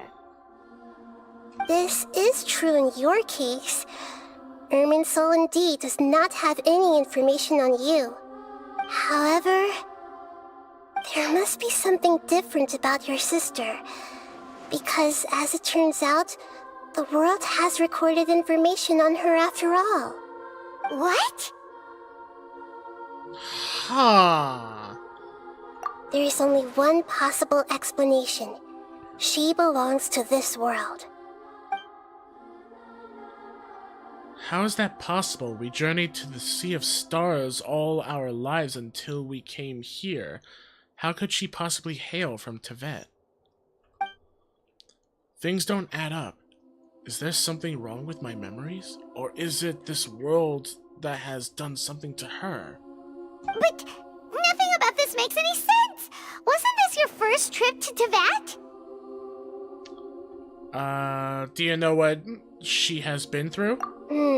According to the records I was able to access, your sibling suddenly appeared in Conria. After the Conria disaster, she began her journey through the 7 nations of Tevat. But just as her journey was about to reach its conclusion, the Irminsul records on her suddenly become fuzzy. What do you mean, fuzzy? Did something happen to her? All I know for sure is that somebody, for reasons only they can know, is deliberately obfuscating her fate. And whoever it is, if they can do that, who knows what else they're capable of. Could it be related to the Abyss? But even that wouldn't explain how she somehow comes from this world. Something else I noticed was that according to these records, the Fatui have not classified your sibling as one of the Descenders. Descenders? What's a Descender? Paimon's never heard of it. Look, I'm sure you must be curious about the information I received from the Fatui in return for my gnosis, right? A very important part of the intel was about this world's Descenders. External beings, ones that don't belong to this world. Traveler, you are Tevat's 4th Descender. Wait, 4th? Who's the first 3? Is the sister number 3? Or is she number 1 or 2? Huh? So the Fatui count 3 other Descenders before the Traveler? And his sister isn't even one of them? That's right. Oh. My current hypothesis is that the first Descender was likely what we now call the Heavenly Principles. As for the other Descenders, I still need to verify their existence. It could take me some time. Paimon's head's about to burst from all this crazy new information. And yet, even knowing all this, I'm sure you must still have a lot of unanswered questions. I must say, I truly regret that I can't help you more as the God of Wisdom. There are many questions in my heart as well. I will need some time to go through each one of them. Same here. I'll need some time to reflect on what you've said. And soon, you'll also begin your journey anew and depart from Sumeru. I'm very interested in your future. It's a journey that can't be observed or recorded by this world. If fate is the ultimate knowledge, then your future will be the ultimate fate. Paimon's sure glad we got to meet you, Nahida. The pleasure is all mine. I can't thank you enough. Alright, that's enough talk for today. If you ever miss me, just close your eyes, and maybe I'll appear in your dreams. Alright. We have completed our time here. Oh, we got something. Silver twig. Is that a gear item? Oh, hold on. Okay, nope, not there. I don't know what the silver twig is for. Oh, here it is. It's apparently a quest item. Okay. Wow, there is a lot of description. Okay, so this is just something I just got from my adventures. Kind of like how I have her crown and all that from Sonora. Something tells me they're all gonna play a very important role in my future of my adventures. I guess we can now head to our next destination, which is Caribert? Destined encounter. Port Armos is currently worrying himself sick over a letter. Okay. So they're worried about a letter with a strange address? I don't know. But we should be heading to our next area, which will be Fontaine. I am really, really looking forward to finally seeing how Fontaine looks with my own eyes. Especially when I get the Hydro ability. And of course, I will be no doubt working on making a whole new team output for working with the Hydro Traveler. So expect different characters. And some already characters being used again. Whatever ones I can think of to use.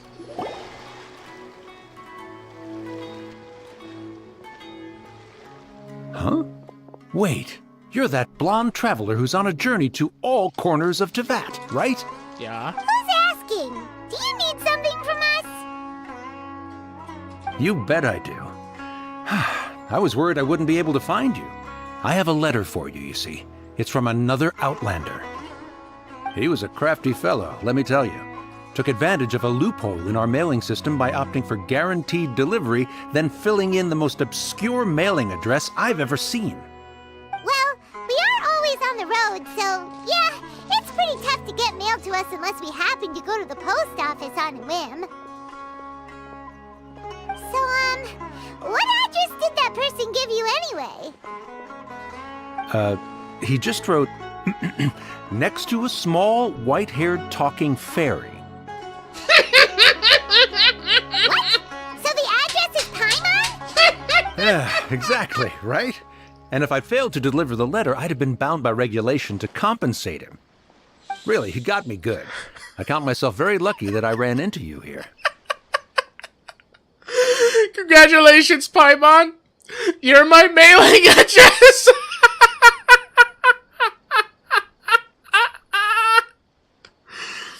Oh my.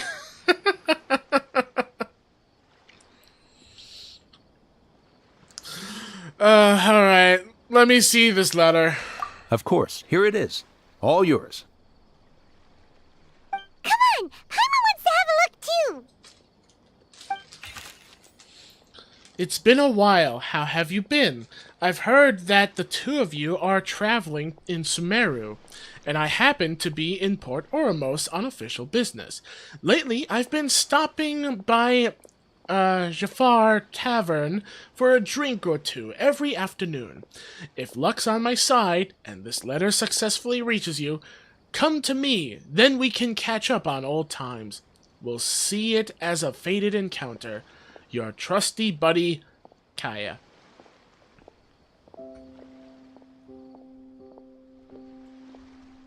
Kaya, huh? So he's here in Sumeru. Now that Paimon thinks about it, crafty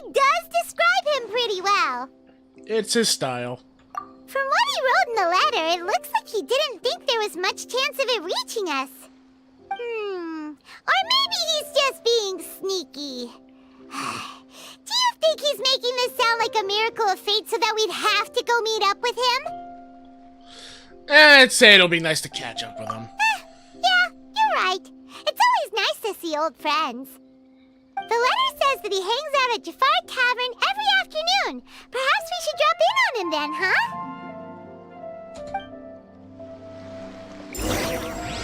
Alright. Hopefully this is the one that goes to Fontaine. Wait until the following afternoon.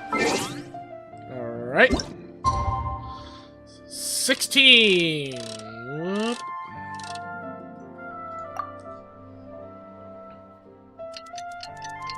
There we go. See? Now it's doing the right thing, where it's showing the sky.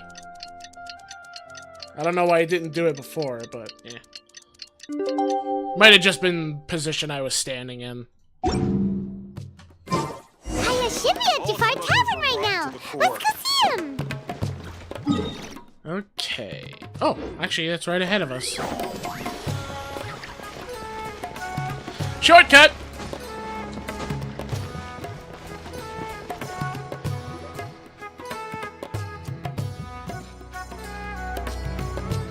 I'll have something I haven't tried yet, boss.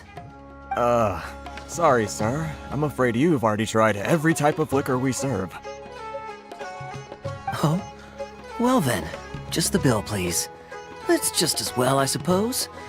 I do have other matters to attend to. Kaya, you're really here! Paimon half thought you were playing some sort of prank on us. Hey, Paimon, traveler. Looks like the gods smile upon me after all. And come now, I wouldn't joke about wanting to see my good friends. We've missed you too, and why do I feel like they have a different voice actor? I think, if I recall, one of my friends told me, some other characters got different voice actors, I think. I think this is a different voice actor. I don't know, it sounds different. I'll have to look at previous streams. Wait a second. You must be here on official business, right? What do you think you're doing spending every afternoon drinking at the tavern? You itching for a lecture from Jean? Not at all. The acting Grand Master positively terrifies me. Why would I ever do anything that might displease her? Very believable. Also, sorry I wasn't looking at you while you were talking, Kaya. I'm dumping the rest of the bag of marshmallows so that I can enjoy them. Thank you. The truth is, I'm in Sumeru to learn about the alcohol industry here. So despite how it might look, I'm actually at Jafar Tavern for strictly business purposes. Sumeru spices are famous the world over, and it's long been rumored that this fine establishment was where a certain very popular spiced cocktail was invented. That's why the Knights sent me, their foremost expert in alcoholic beverages, to come and see if it is as good as the rumors say. And how did that go? So far, so good. I'm already in talks with some spice merchants in Port Ormos about some potential collaboration. Yeah, that does sound like a great business opportunity. Guess Don Winery and Master D-Luke are gonna make a tidy sum from this one too, huh? Well, let's not get ahead of ourselves. Whether this lucrative opportunity gets passed along to Don Winery or not depends on how nice I'm feeling. Hey! Using your job to settle personal grievances isn't very knightly, Captain! Guessing you've been to Sumeru before. Oh? What makes you say that? You came to Sumeru all on your own, so you must be quite familiar with the place. Very sharp of you. I wouldn't say I'm familiar, though. I just came here on the sly once, when I was very young. And?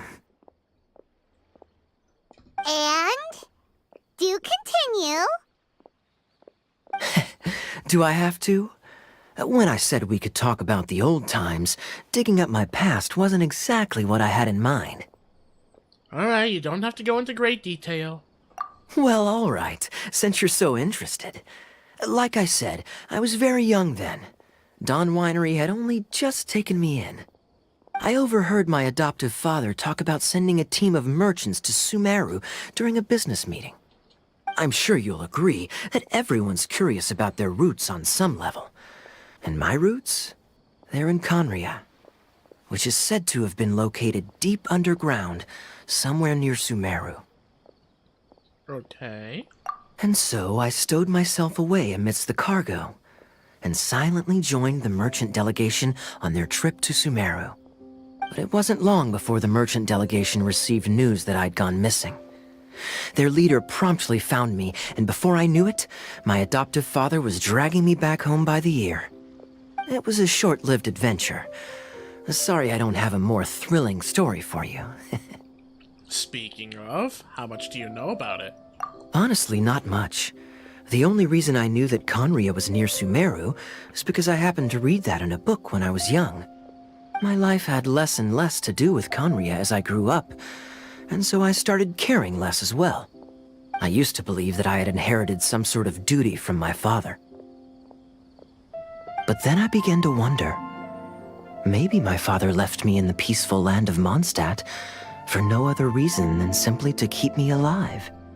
As well as ensuring that I'd be safely cut off from certain things. The thought that I might be able to actually live a happy life there must have been the icing on the cake. This is obviously all speculation. Simply put, I'm afraid that I'm not particularly in the know on this topic. These days, my surname, Alberich, is probably the only link to Conria that I have left. One death afternoon, please, boss. Oh, well look who it is. I saw you sneaking and listening to the convo earlier. It's nice to see you again. Tell me, what do you know about the significance of that name, Alberich? Dainsleif? Ah, you've decided to join us. I was wondering how long you planned on listening in. I believe I've seen you before in Mondstadt. Dainsleif, if I'm not mistaken. So you remember me. Then we are already acquainted, Kaya Alberich, descendant of the Abyss Order's founder. Okay, first off, you're saying Dainsleif, wasn't it? But, like, Paimon just said that out loud. And second, what? Huh? What about the Abyss Order? What? I take it that you weren't aware of this until now, Kaya. Or you wouldn't have been so forthcoming with your surname. Oh my. That's quite a lot of baggage for a surname, isn't it? Though I must say, it does confirm an old suspicion of mine. I suppose that was why my father left me in Mondstadt after all. I'm surprised that you take me at my word without the faintest hint of skepticism. Well, perhaps what you told me just happens to answer some questions I carry in my memories. And in any case, I recognize your eyes. You're a pure-blood Conrian, aren't you? Very clever. Forgive me for being direct, but I sincerely hope this new knowledge doesn't change anything. If you've already let go of your ties to the past, then keep it that way. Kaya, you're not involved with the Abyss Order in any way, are you? Hey, hold on now. This conversation has taken a rather sudden turn for the deadly serious. And I'm afraid that as someone from Mondstadt, I'm not accustomed to this sort of atmosphere. So what if I know my ancestry? Do I strike you as the type who would be bound by that kind of thing? Relax. I'll be just as delighted to hunt down the Abyss Order tomorrow as I have always been. I trust you, Kaya. Just don't ruin my trust, cause in the future I might get a quest where I have to fight you. Either way, looks like we're out of time. I've got a spice merchant to meet in a minute, so I'll leave the three of you to carry on the conversation without me. Well, alright then. You go do your thing, Kaya. See you around. And Dainsleif, no need to listen in from the sidelines next time we meet. Let me buy you a drink.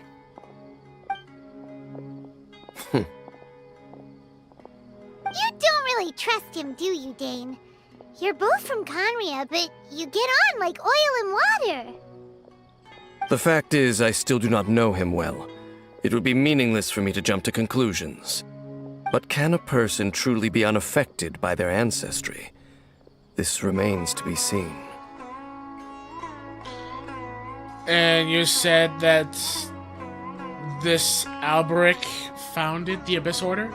Well, I suspect that they call your sister their princess, precisely because there is a succession of sorts. Oh, so if she was the founder, she'd be the queen, right? So, what do you plan to do here in Sumeru? I mean to investigate the Loom of Fate. Do you remember that name? Yeah, the Abyss Order's evil plan! We learned about that back in Mondstadt. And I'm guessing you got a new lead. Not new. Not exactly. My memories suffer from erosion. But while I was recovering my health recently, I suddenly remembered something. Your sister. She mentioned the Loom of Fate back when we traveled together. All the way back then? Apparently so. I was also quite surprised when these memories tallied up. I recall that we were traveling to Sumeru when the matter was brought up. So, you're going to the place that she mentioned back then? Correct. At that time, they must have been introduced in one way or another to this concept. If I recall correctly, we were somewhere in Avidya Forest then. Well, what are we waiting for? Let's go! Maybe we'll discover some secret that's lain hidden for hundreds of years! No. Now is not the time. Are you concerned about the Abyss Order? No, it's just... I'm still waiting for my drink. Seriously? After Dane finishes his drink, he prepares some... Okay. Love how it skips so fast. Okay, I guess we're going all the way back here then.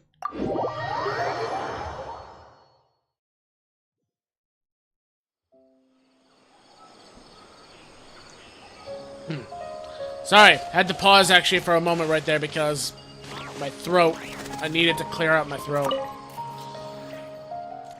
Do I have any points I could spend? Yes, I do. Ooh. Still need more. Alright. Off I go. Nope, I remember this hill. This is the hill that I have to go around. And there's that animal again racing back and forth for some reason. Really don't know why that thing keeps running back and forth like that. I'll just take this flower, thank you. And there's that same cat being all comfy. Cute.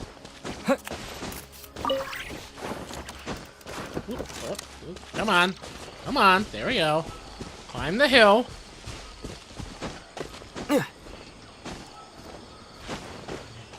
There we go. Oh, a garden. Or a crop area. Is it a crop area? This place, it's familiar. What about it? It looks pretty normal to Paimon. Was it like this hundreds of years ago, too? Yes. The forest has barely changed from how I remember it. There is very little human activity here, after all. Let's search the area and see what we can find. Is this a field? It must belong to whoever owns that house over there. But it looks like it's been abandoned for a long time. You could be forgiven for thinking nothing was ever grown here. Or, wait, maybe nothing ever was grown here. It's an extinguished bonfire. Forest rangers, perhaps? Looks like it's been ages since it was last lit. And clearly they put it out carefully to prevent a forest fire, too. That's responsible. Nothing else stands out in this area. All that's left is that building. Come on. Wait, we're just gonna go barging in? What if someone's home? Unlikely. There are no signs of life in this area. We should be able to enter without incident. If you say so. Well, you lead the way then, Dane.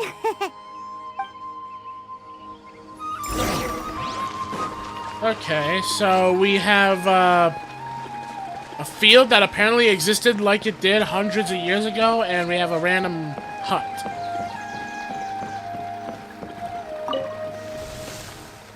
That uses giant leaves as a There door. really isn't anyone home. Ugh, this place is so dusty. Paimon bets no one's lived here in years. Investigate carefully. We mustn't miss a single detail. Okay. Also, what's that sound? Sounds like there's a motor going off. Oh, whoops. This bed looks pretty ordinary. Huh. There's nothing underneath it either. What sort of person would want to live here? It's so dark and damp. Can't be all that comfortable.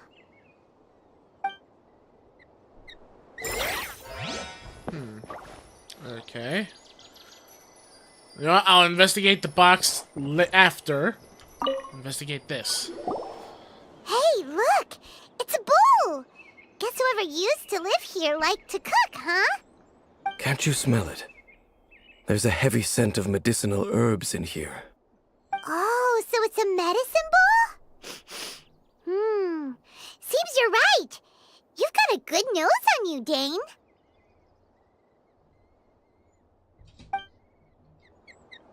Okay.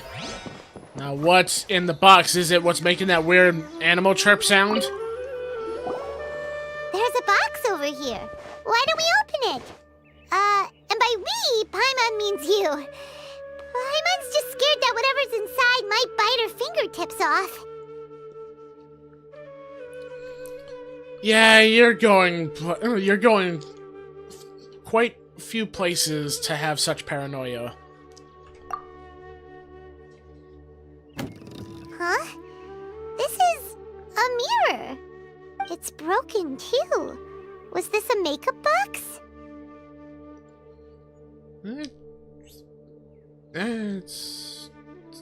It looks like it's just a regular mirror.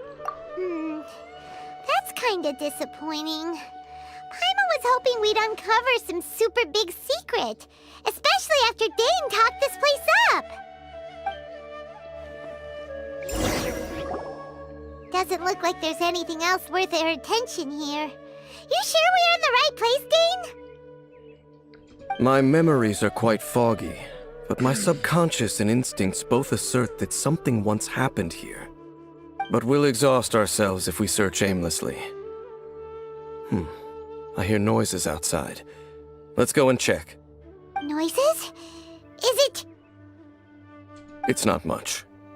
Just some minor adversaries. Minor adversaries?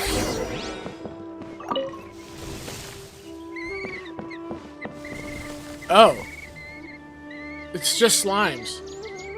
And there's still something making a lot of weird chirping sounds. Let the show begin. Monsters? Wow, Dane's ears are sharp, just like his nose. He's in surprisingly good shape for a 500-year-old. Although for someone who's as full of surprises as Dane, it's hardly a big deal. Anyway, let's beat up these monsters! That's what I'm trying to do. Space. Move or be moved.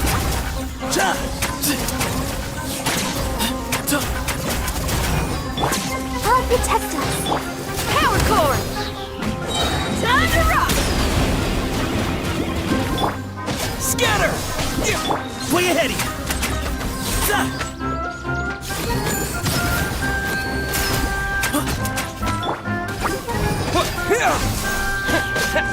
There we go.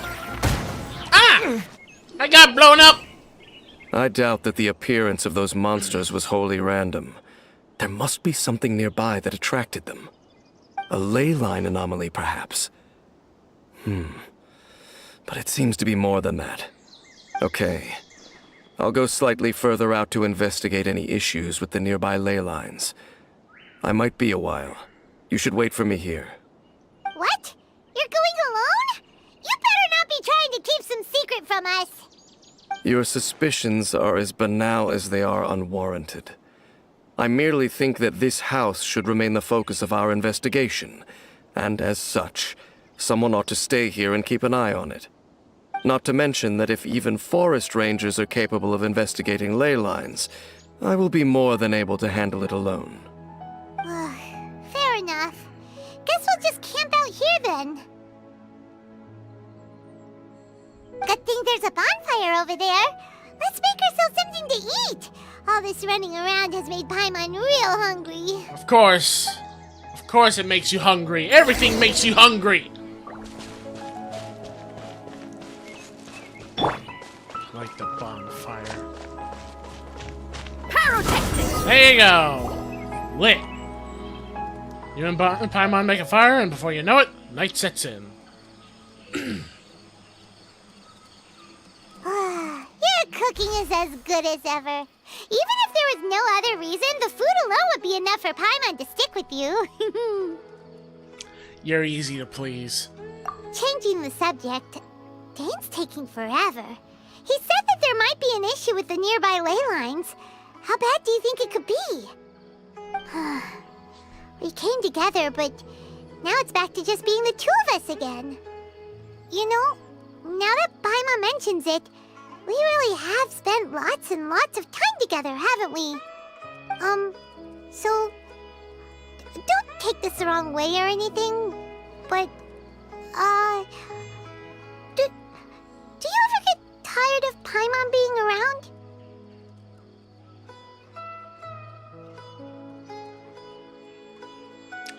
Wow, that's a sudden question.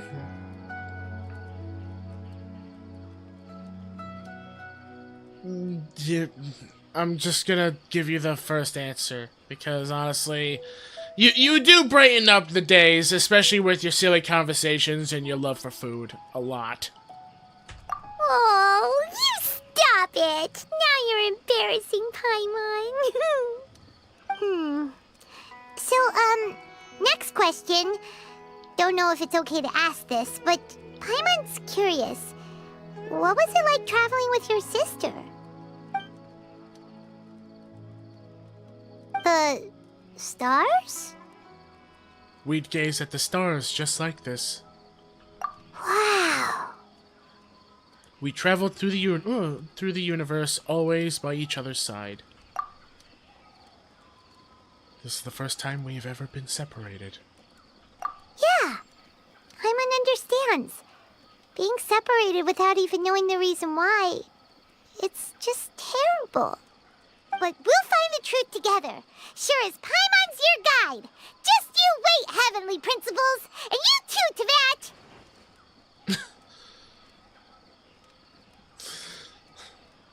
Yep, just you wait, Heavenly Principles. You know what? We've talked too long about this sad stuff. Let's talk about something happy instead, 'cause if you're sad, Paimon will be too. Don't worry about it. All right. It's getting dark, so why don't you rest? Paimon will take first watch. Don't worry, no monster's gonna come and eat you up. I feel safer already. Thanks, Paimon. I know you have grand amounts of power just waiting to explode. Oh, come on! Don't say that! Paimon just wants to look after you for once. Okay, good night then, Paimon. Nighty-night. Go on, shoo! Off to sleep!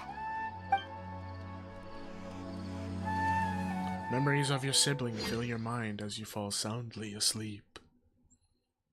Ooh.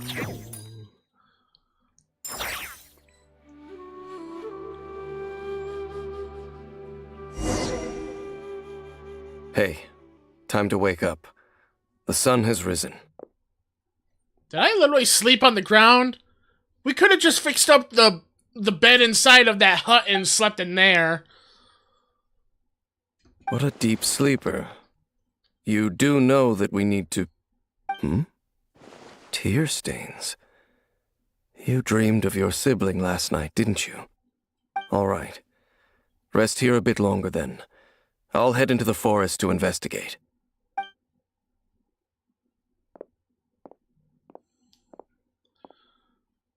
Why are you going back into the forest?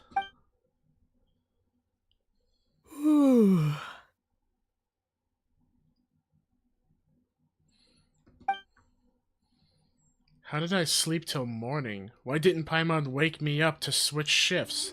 Hang on a moment. Where is Paimon, anyway? I vaguely remember Dane coming over. Did Paimon go into the woods with him, seeing how I hadn't woken up yet? Whatever the case. Looks like it's just me here for now, because it's time to stretch my limbs and have a look around.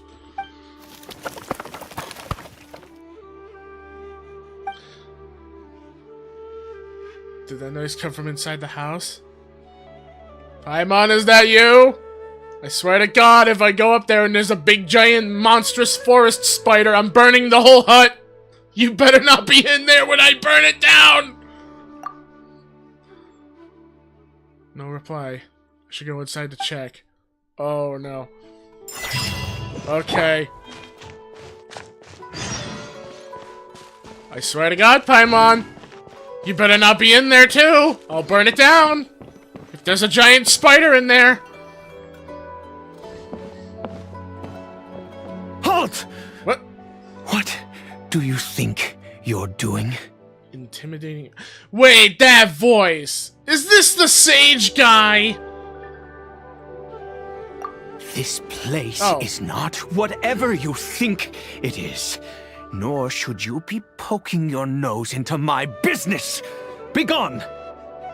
Yeah, how about we just calm down? I'm only here looking for my traveling companion. Your travel companion? You mean the one that was keeping watch by your side last night? Your companion departed for the forest early this morning. That much I saw with my own eyes. I thought so. Still, I don't know if I can trust this person's word just yet. Yeah, especially since he was literally just cackling and laughing to himself like a maniacal, insane person. You were nearby last night? What business is that of yours, hmm? All you need to know is that I claimed this place first, and what I do here is none of your concern. Do I make myself quite clear? Leave! There's something strange about this person. I need to find out what he's hiding. Well, what are you waiting for?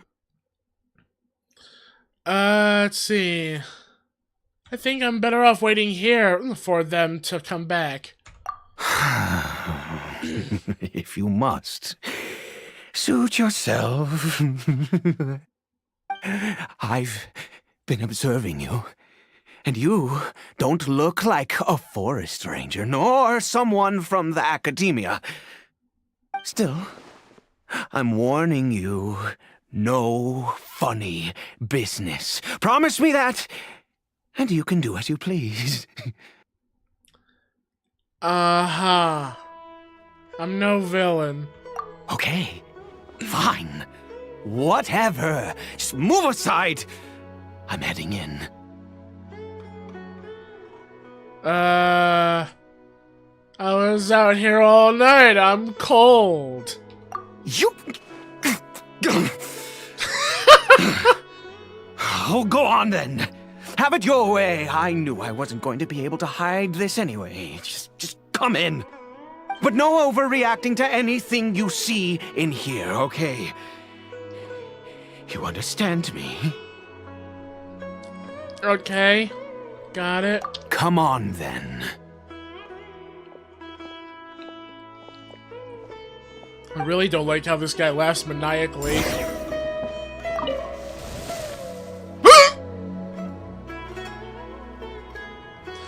Why is a hilichurl in there? When did they get inside? Wait. Hilichurl's in there. So that means it must have saw me out here. Is it dying? Like the others in the cave?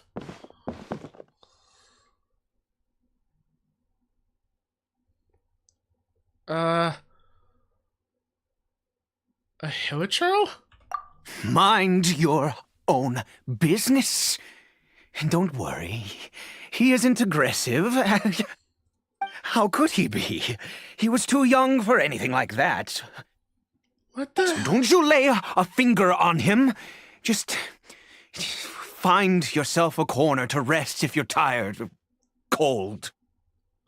Okay, seriously, why do you keep laughing maniacally like that? Can you please calm down and stop laughing like that? It's starting to make me nervous. And the more you laugh like that and make me nervous, I will knock you out if you start being like a madman. And also, you're from Conria, aren't you? Huh? You know Conria? Who are you, exactly? And how do you know I'm from Conria? Because I met others from Conria.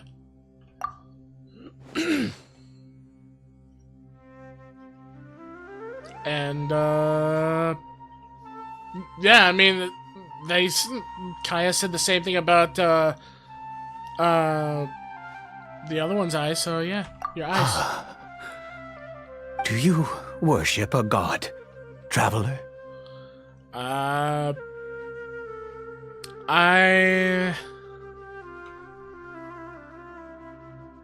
I follow no god, though I count some of them as my friends.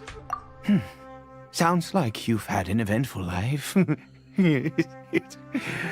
All right, well, my name is Ida, and you are correct. I was once Conrian. I apologize for my earlier hostility, but you must understand, as far as I'm concerned, humans who do not worship the Seven are nigh extinct. And all who place faith in the gods are my enemies. Spoken like a...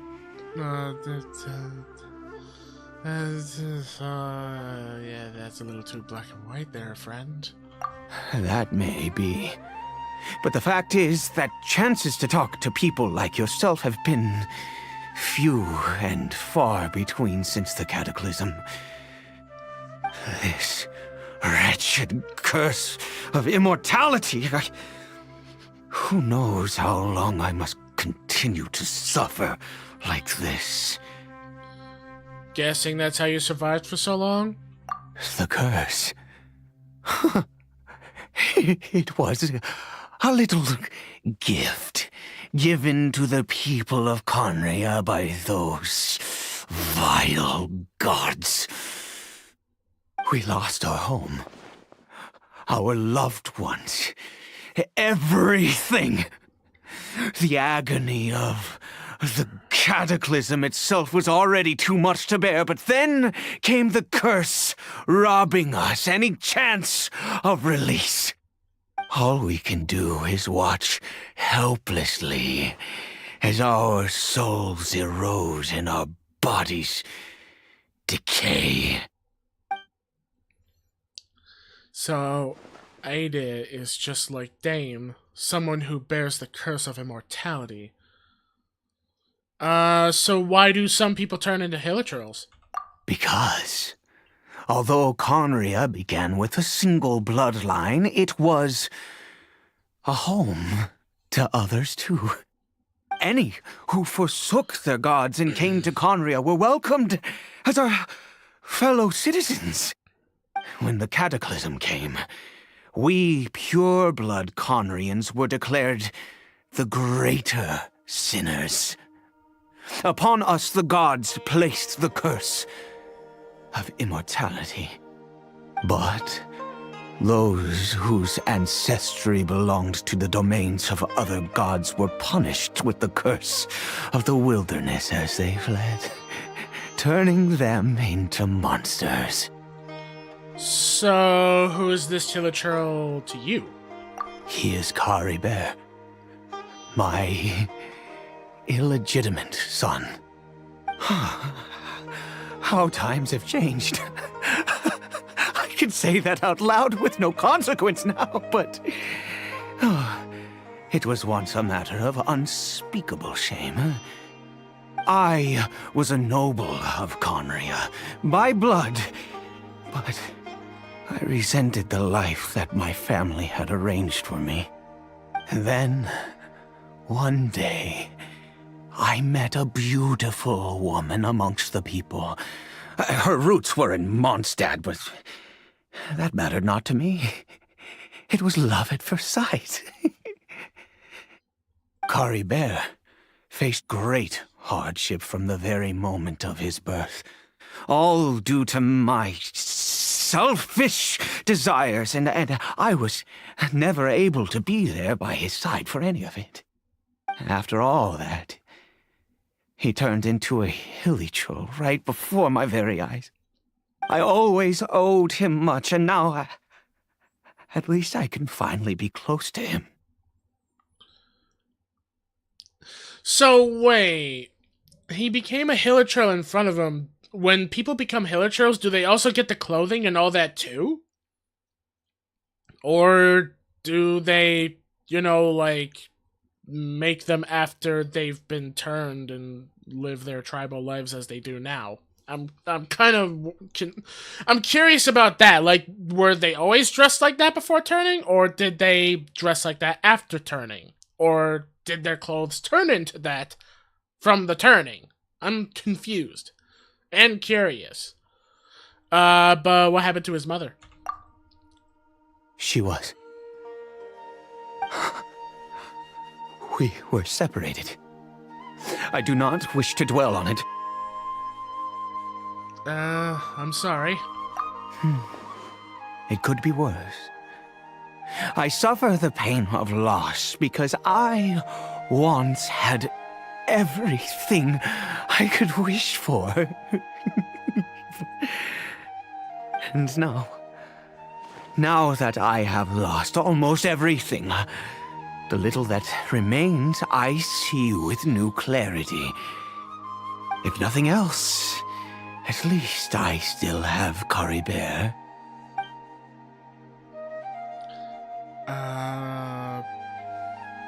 What were you planning to do around here? Yes, that reminds me. I only returned here to check on Caribert, but I do have other things I wish to do. You may come with me, if you're so inclined. He really wants company, but wait, he said he only came here to check on Caribert. Where was Caribert when I first arrived here? I don't get it. Is that why that mirror's broken?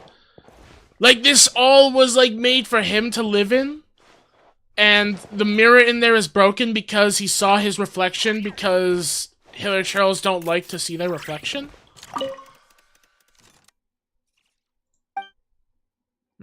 Okay, says nothing.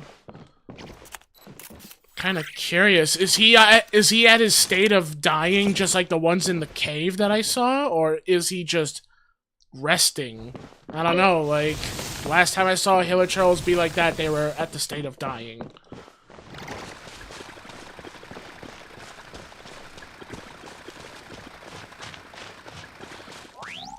Alright, so what are we doing out here now? Over here. Okay, I'm here. What are we doing at this crafting bench? I'm sure you're wondering why I brought Caribert here to Sumeru. Well, it's because he needs a medicine that can only be made here. One which will help him to recover his clarity of mind. Okay. When we were in the chasm, Dane said that the curse could not be undone. Is recovery really possible? I do not hope to break the curse. I am well aware of my powerlessness against the punishment of the gods. But it is said that this medicine is imbued with the power of Sumeru's god of wisdom and can awaken the mind from a state of deep stupor. It has been used in the past to treat cases of mania. Like what you have? I believe that it might just work. I hope it works, because you're laughing maniacally and it's making me more and more uneasy. Where did you hear of this? I read about it in a book. From the Royal Library of Conria.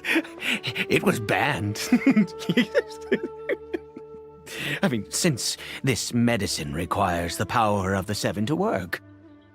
In my youth, I disliked the life of nobility and craved excitement. I was leafing through some forbidden text and happened upon it. Uh-huh. Must have been a reason it was banned. What other choice do I have? What exactly would you have me do, huh? The gods have already punished us. What does one more sin matter now? Okay, let's not get worked up. Never mind.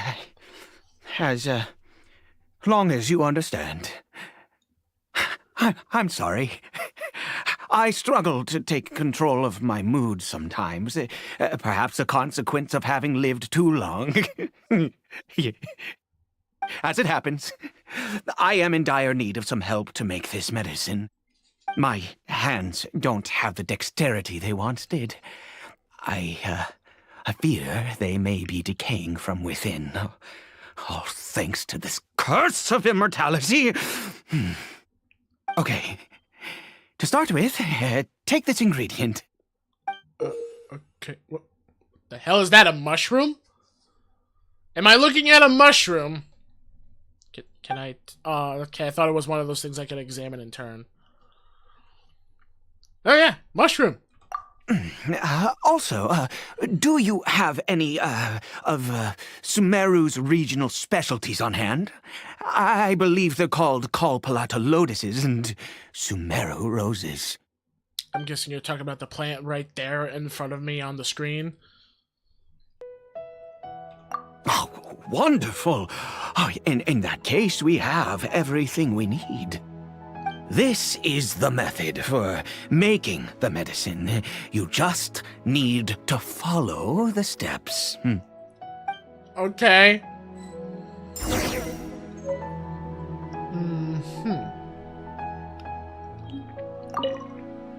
Without your help, oh, goodness knows how long this would take me. Thank you. Oh, you want me to just start crafting? I thought you were gonna tell me the steps. Okay. Earth and water, wind and fire, craft for me what I desire. Earth, water, wind, fire. Okay. Guess we're making it. What is it? Nameless taboo medicine of the royal court. The smell of this stings your nose and will not easily fade. According to the records, this medicine requires the power of the god of wisdom to awaken the addled mind. Perhaps it might be able to resist the curse. Uh-huh.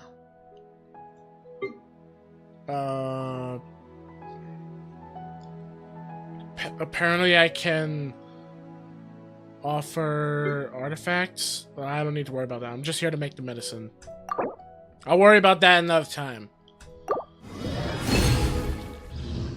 Alright. Made it.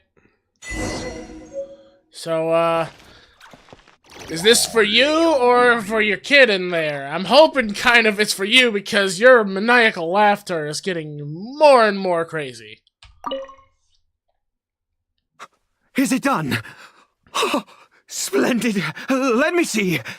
Okay, okay. In all honesty, I do not know what the end product is supposed to look like. The banned book didn't feature any illustrations. Well, The moment has finally arrived. Curses. Is it time to give Caribert the medicine? No. We need to perform one final step to complete the medicine. I said before that this medicine relies on the power of the God of Wisdom for its restorative effects. Which means we must pay a visit to a statue of the Seven. Okay. Since he needs the God of Wisdom's power, should I get Nahida to help? I mean, she is the Archon of Wisdom. Forget it. Ida hates the gods. I could complicate things. I'll just do it his way. Let's go. Bring the medicine with you. Okay. Alright. I gotta jump all the way back down there, but it's so annoying to climb back up. Fine. Oh, wait, hold on. There's... Oh, wait, no. That'll still be annoying. Ah, whatever.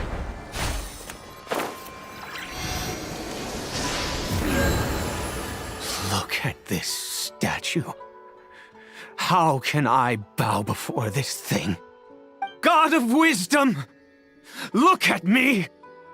I will utter no prayer, nor will I sing your praises. You and your kind destroyed my home, wrought unfathomable suffering on my compatriots, yet here I stand before you. You cannot mock me more than fate itself already has.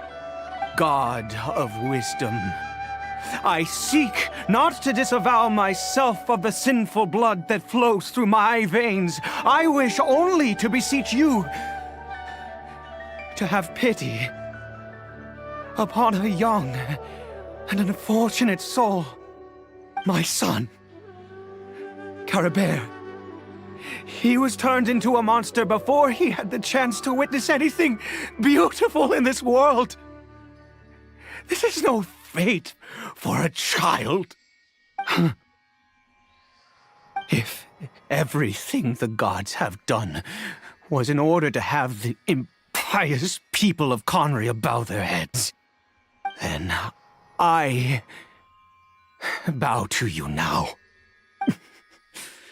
I have given up all I ever stood for. All I ask is for a tiny miracle.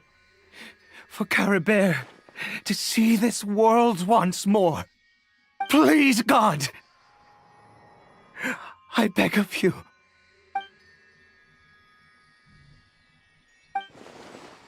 I may not know the whole truth behind the cataclysm, but the people of Conria have truly suffered. Why couldn't Conria and the Seven not coexist in peace? I have made quite enough of a fool of myself for one day. Let's go. Things will get better.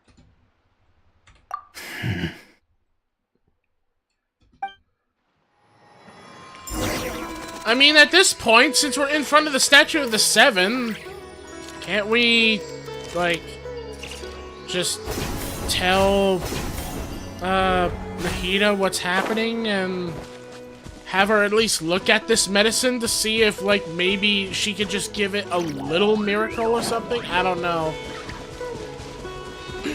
I am kind of worried about what the results are going to be. Also, I thought I was going to be heading straight to Fontaine, but then, of course, Dane had me come over here on this little Abyss Order errand, and now I'm dealing with a crazed person that laughs like a madman from an asylum.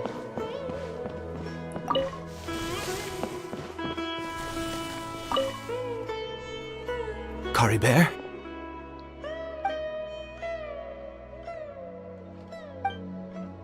The Hilichurl seems almost lifeless. Its reaction to everything are incredibly weak. We've prepared the medicine. We might as well try it.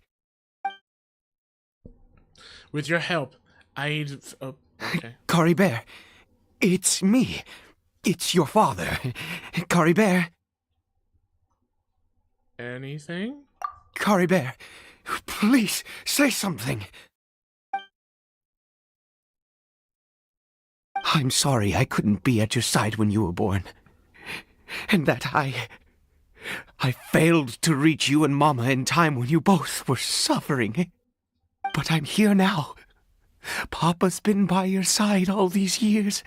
I've never left you, not once. Are you still angry with me, Cory Bear? I know you're awake now. Do you not want to talk to me?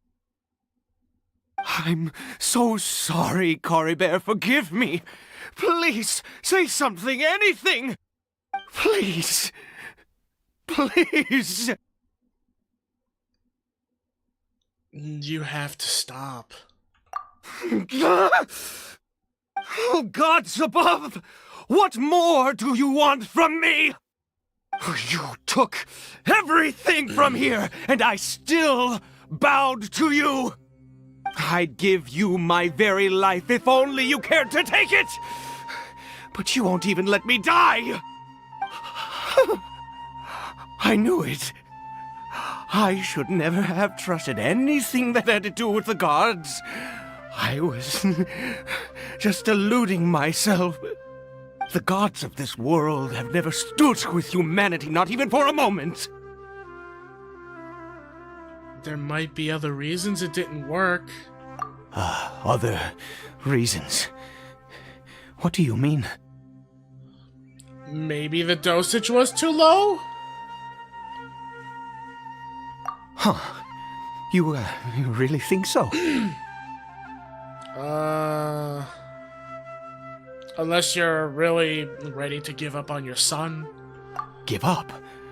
No, never. And yes, you're right. I cannot let myself wallow in despair.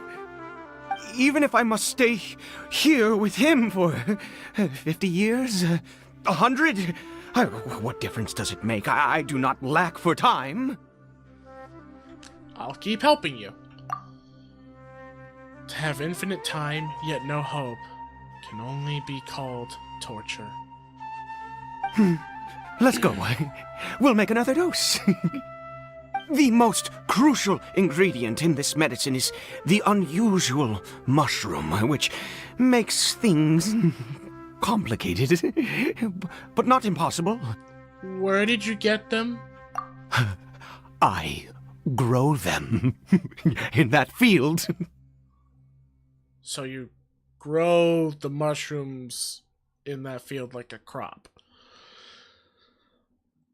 Wait, don't mushrooms have to grow in dark, damp places? Like, this is on top of a hill where there's, like, sunlight and all that. I would have figured you'd grow them in, like, a cave or something.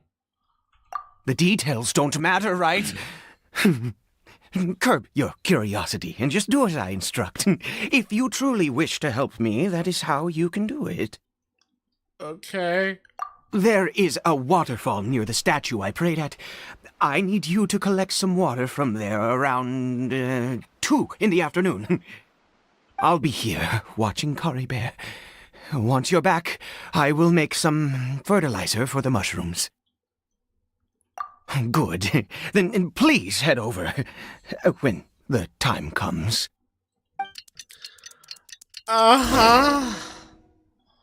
Oh, it's already 2 in the afternoon. Time to make more medicine. Oh, how joyous. I love working for Madman of the Mushroom Fields.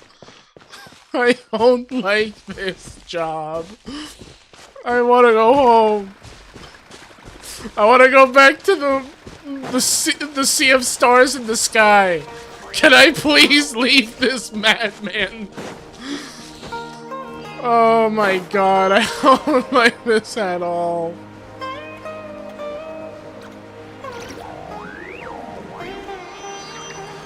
Okay, let's just calm down. Maybe this will all blow over and everything will be fine. Fortune mocking pedigree. Okay.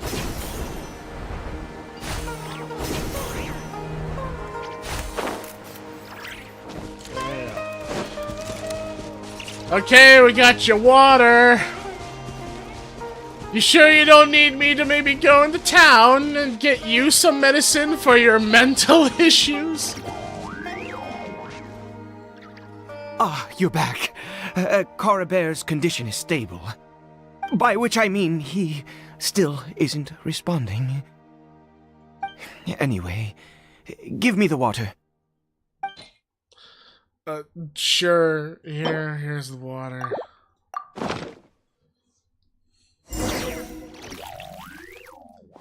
Aide carefully waters his field. I need you to stand guard here for a while. Whatever you do, don't let any forest rangers approach the house. Understand? Your secret's safe with me. Ah, good. I'll be back soon. The fertilizer won't take but a moment to make. Okay. Uh-oh!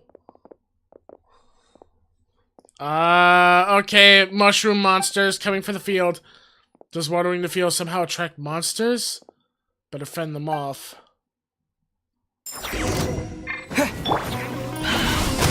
Okay.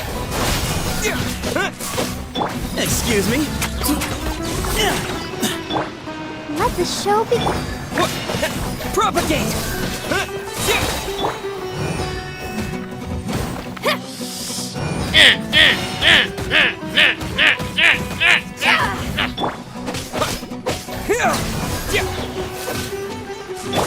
Way ahead!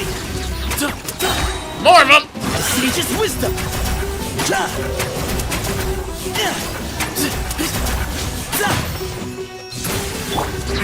Scatter! Spring forth! Feel the beat! Let's dance!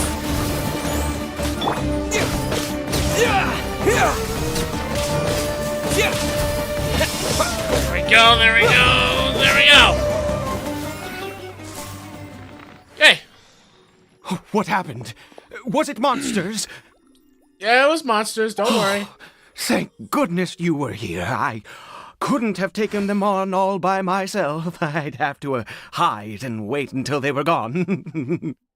Oh, yes, I've got the fertilizer. The effects can take some time to kick in, so let's get on with it.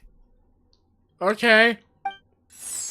Dane, where are you? Why are you gone in the forest for so long? Next, we pick the mushrooms and repeat the same steps as before to make another dose.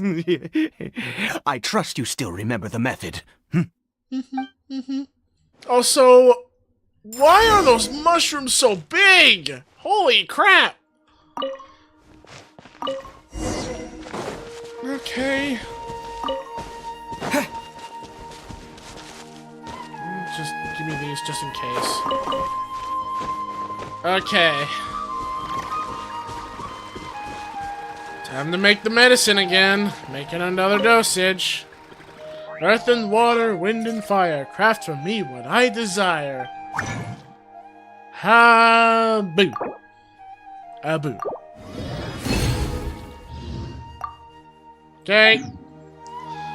It's made again. Here you go, crazy. The medicine's ready. Oh, sorry.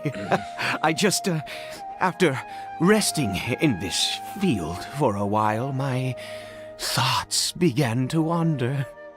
I have been so very wary for many years. If only I could fall asleep here in this field and never wake up again. I mean, you still have Collie Bear. I do indeed. That's why it was just a fleeting thought. Thank you for your help once again. Now, for the final step. Back to the Statue of the Seven. Okay, I guess it's time to listen to him rant and yell at The poor Archon of Wisdom, Nahida again. Nahida, if you're listening, I'm sorry. You have to deal with his anger rant, but... We're here. Let's begin. Uh-huh.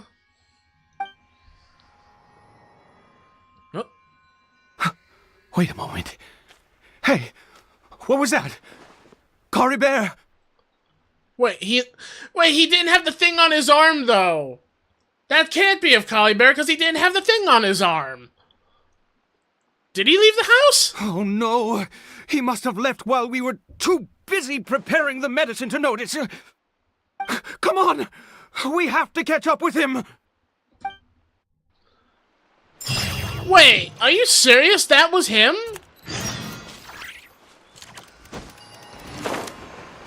Follow the hilichurl, okay? So... what happened to the thing on his arm, though? He had a thing on his arm to represent that it was him. That one didn't look like it had it.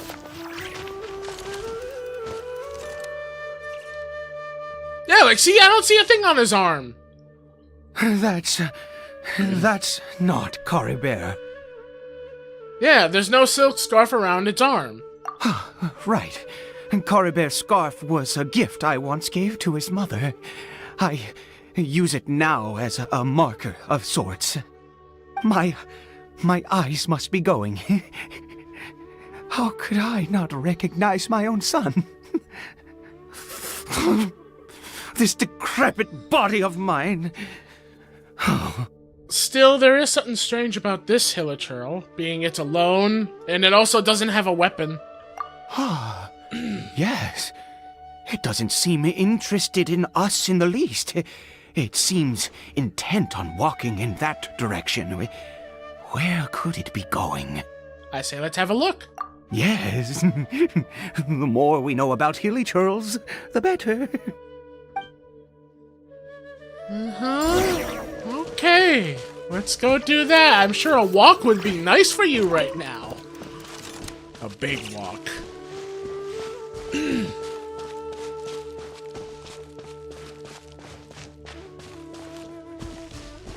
Okay, it looks like he's going into a...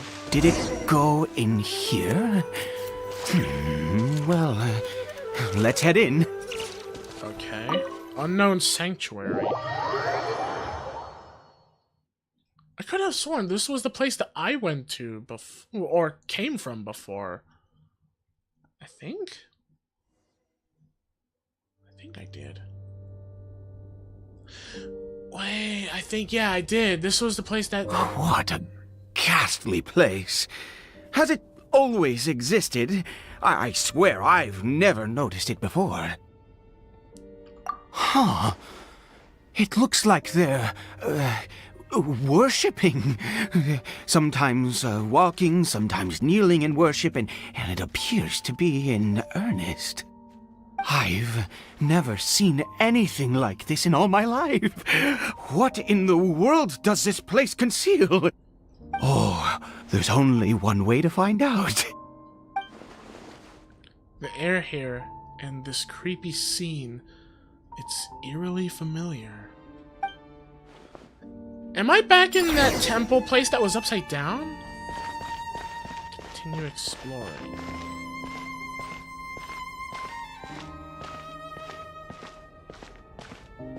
I'm gonna walk behind them, let them do their thing. So every time they go up a certain amount of feet, they bow.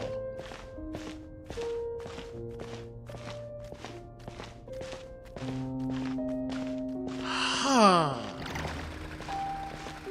Yeah, like right now, they made it to the top of here. Now they bow. And then they get up. And then they continue moving forward. Whoop. Door of Resurrection?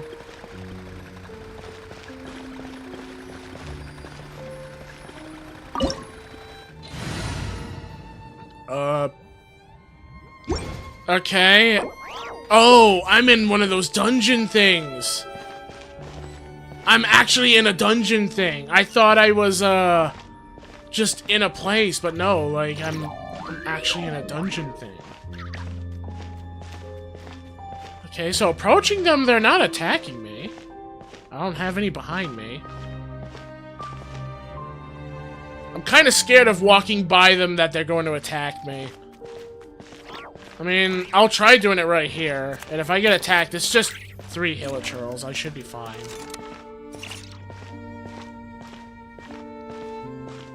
Excuse me? No? Okay.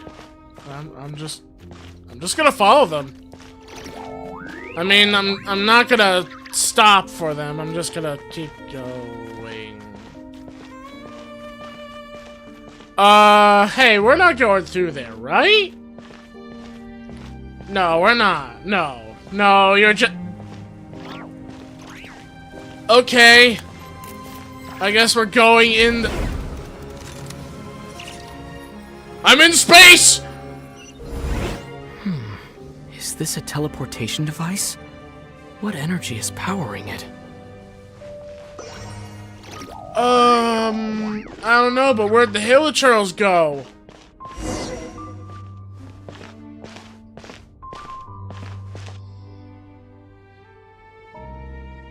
Oh, there they are.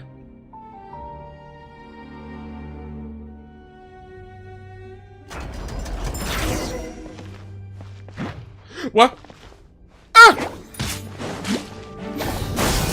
Into space. Was not expecting a fight all of a sudden.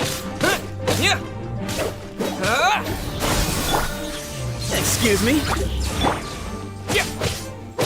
Let the show begin. There we go, there we go, there we go. Propagate. Into space. There we go. Come on. It's 1. Yep. And there. Okay. Got rid of all of them. Everything's fine. Everything's fine. Just normal slimes. Don't know why the slimes were here. I'm stuck on a chest. Okay, that was weird. Wait, are those books interactable? No? Okay. What is that? Oh, I'm guessing that's like a scroll container? Yeah, those look like containers for scrolls. Oh, wait, yeah, actually, I'm seeing a scroll poking out of one. Yeesh. So these literally are a teleportation. Okay. Well, I can't leave now because the gate closed before.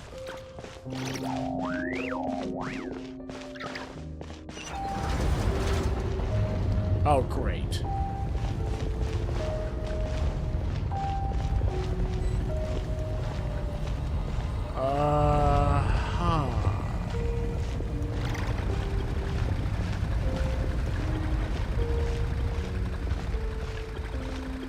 Wow, okay, this place is very gloomy. Something about up there? Wait, who are these? Oh, their heads are broken in half. I can't even tell who the statues are. Oh, great, more monsters. Way ahead of you.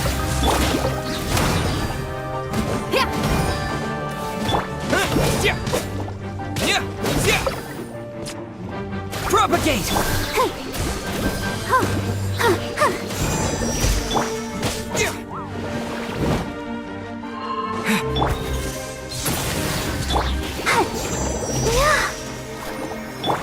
No, you don't. Get back here. Nope, not that way. Don't want you knocking off the edge. Owie! You feel the beat! Don't be a dick! Scatter! Oh no! Yeah, I'm not getting blown up twice. What's this? Pick up. Okay. Everything floating around me now. Guess I'm bringing it up here. What? Okay, I thought I had to shoot it. Do I climb? Oh, okay, no. Oh, there's a teleporter. So...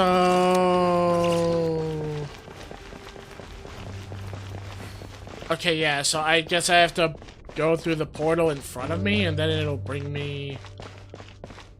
in there? I don't know. This is very different to me. How did I get on the ceiling? Did the room turn upside down? Okay. Or gravity itself. So it is exactly just like the place we saw before in the caverns. What? Oh, I hit the wrong button. Okay, I got 2. And I think I need 3 in order to do the thing. Ah, okay. So now it's open. Now I can go back.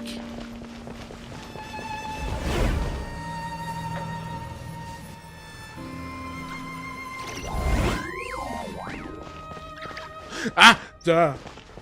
I almost walked off a cliff. Ooh! Chest! Nice. I'm guessing you're gonna bring me inside the other one? Yes!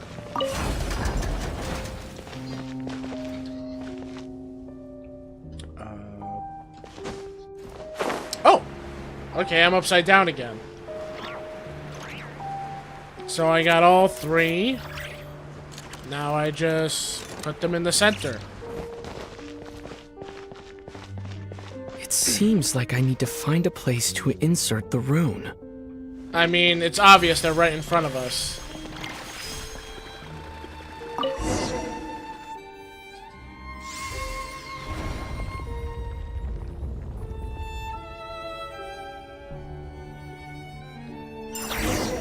Okay, down we go. Whoop!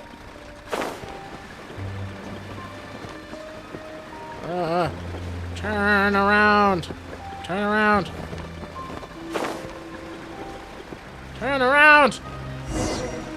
Okay, whatever. We're floating down. I don't know how he got down, but I guess in reality we'd probably hold on to their shoulders while we drift down, but I don't think the glider can hold more than one person. Oh no. Not one of you again. All humans, fate has not granted you the right to enter this place. An Abyss Herald. No, he doesn't look like someone from the Abyss Order. Do you insist on an audience? Very well. Then I grant you the trial of destiny. The what? Let me guess. Fighting? Yep. Give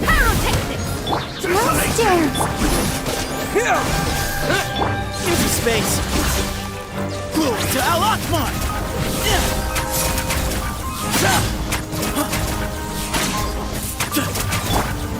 Scatter! Terminate!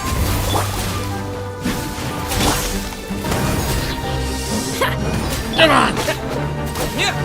Get back here! No being a coward!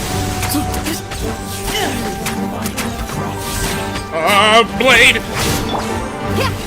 Try till I'm dead!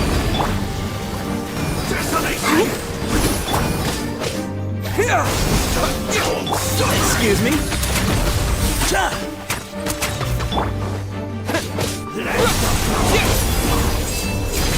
Ah, crap! Oh, no. Propagate! Way ahead!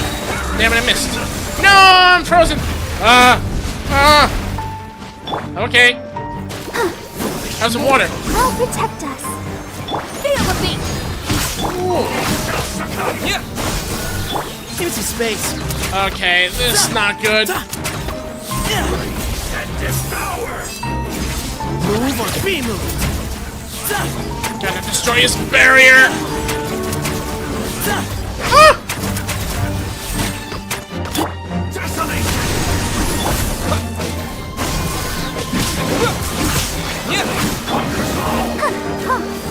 Okay, yeah, that's not gonna work on him.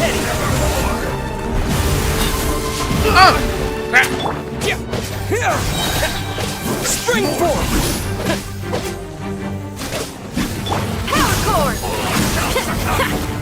Come on! It's almost down! Scatter! Give me some space. Woo! Propagate! Owie!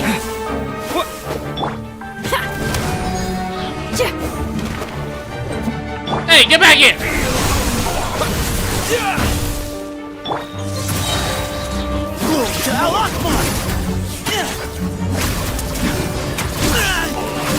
Ow! Hear the final prophecy. Okay, that's it.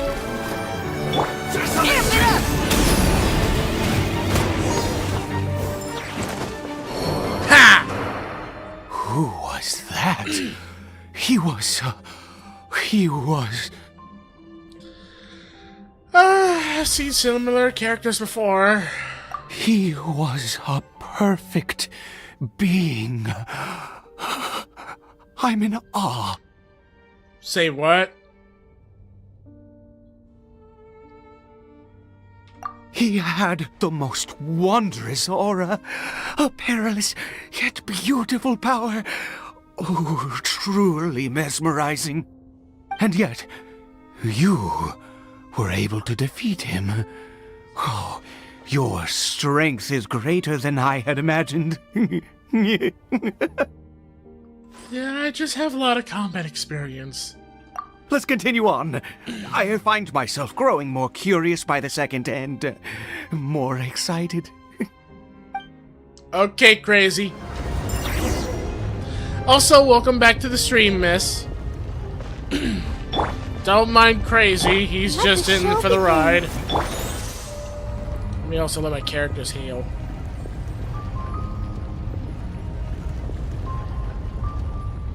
Nope.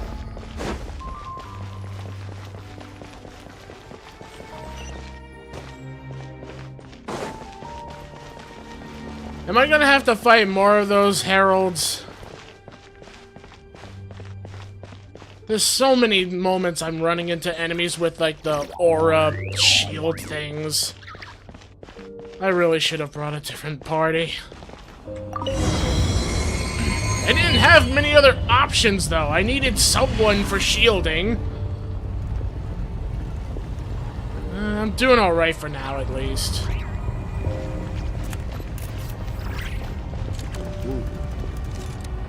I think we've made it to the end.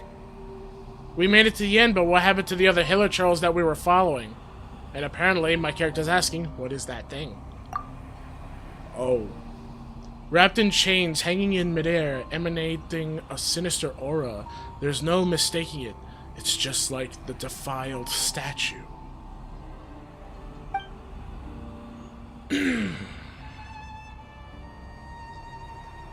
So it does have something to do with the Abyss Order. And these worshipping Hilichurls remind me a little too much of the Grand Thief.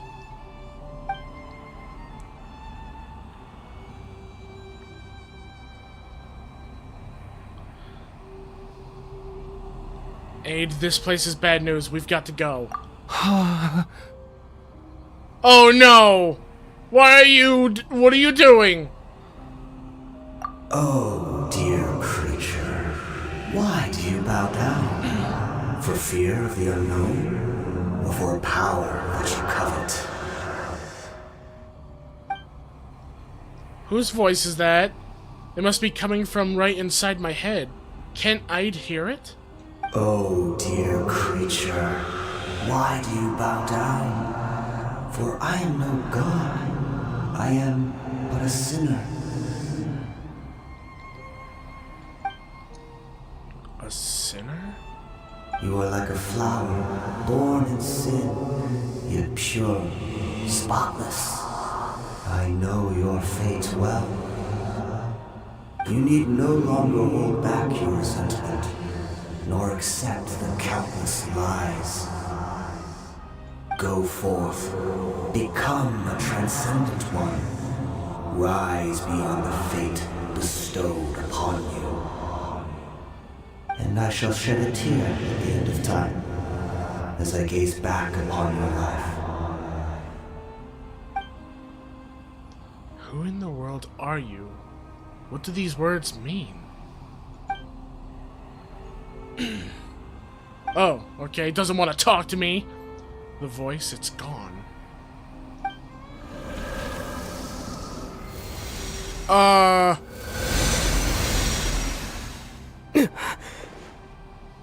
Aid? What just happened? When I saw that thing, my heart was instantly at peace. I was overcome by a sense of awe or joy, perhaps. Are you good? I am. I feel good. In fact, I feel better than I did before I came in here. How peculiar. Yeah, something's not right about this place. I say we go back to your son, the one who's a hilichurl in the hut, you know, your son, who's alone right now. He needs his dad. Oh, is that so? All right, as you wish. Yeah. I say we leave. You leave the ominous cave and return to Aid's house. Or Aid's house. I already forgot how to pronounce his name.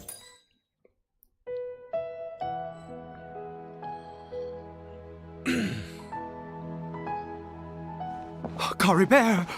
Oh, thank goodness! He's still okay. Does he still need the do we still need to go back to the Statue of the Seven?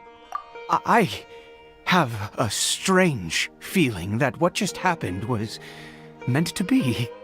For this to happen, right at the moment when I was dreading worshipping at a Statue of the Seven, it's as if fate was calling to me.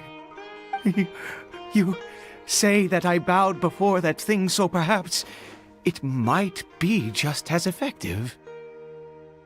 Okay, I guess if you insist. I have to try. No matter what, you said it yourself. I have to exhaust all options. Another dose of medicine is administered to the hilichurl. Caribert?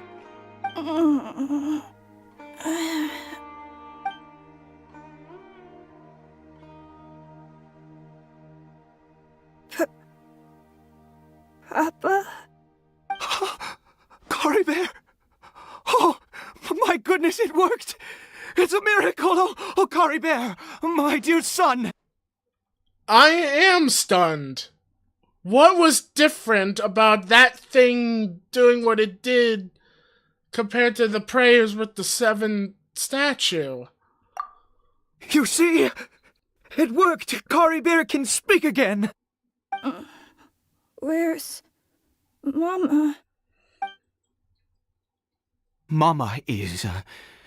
Caribert, look at me. Do you know who I am? Of course. Your Papa. Yes! Salvation! Sweet salvation! Yes!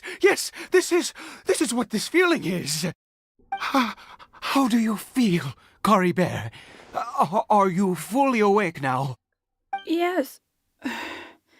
It feels like I just woke up from a long, long sleep. I dreamed that I was hiding in a little room. I didn't dare go out the whole time, and I didn't want to either. Wait. My body! What happened to me? Is this me? Papa? What's happened to me? Don't panic, son. It's just... While you were sleeping, we went into a fairy tale world. There's no more Conria here. No more home. But... Do you know what that means? No more red sky. No more end of the world. In this world, you have to be a little monster, but you get to stay with Papa forever. Am I dead? No, of course not. Look, Cory Bear, you still have Mama's scarf on your arm. That means she's watching over you, protecting you. So how could you be dead? Really?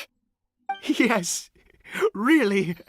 You've only just woken up, and this must all be very confusing for you. Just rest here for now. Things will get better. Oh, and, you have to promise me something. Never take off your mask. Understand? Whatever happens, you mustn't take it off. Okay, Papa. I won't. I promise.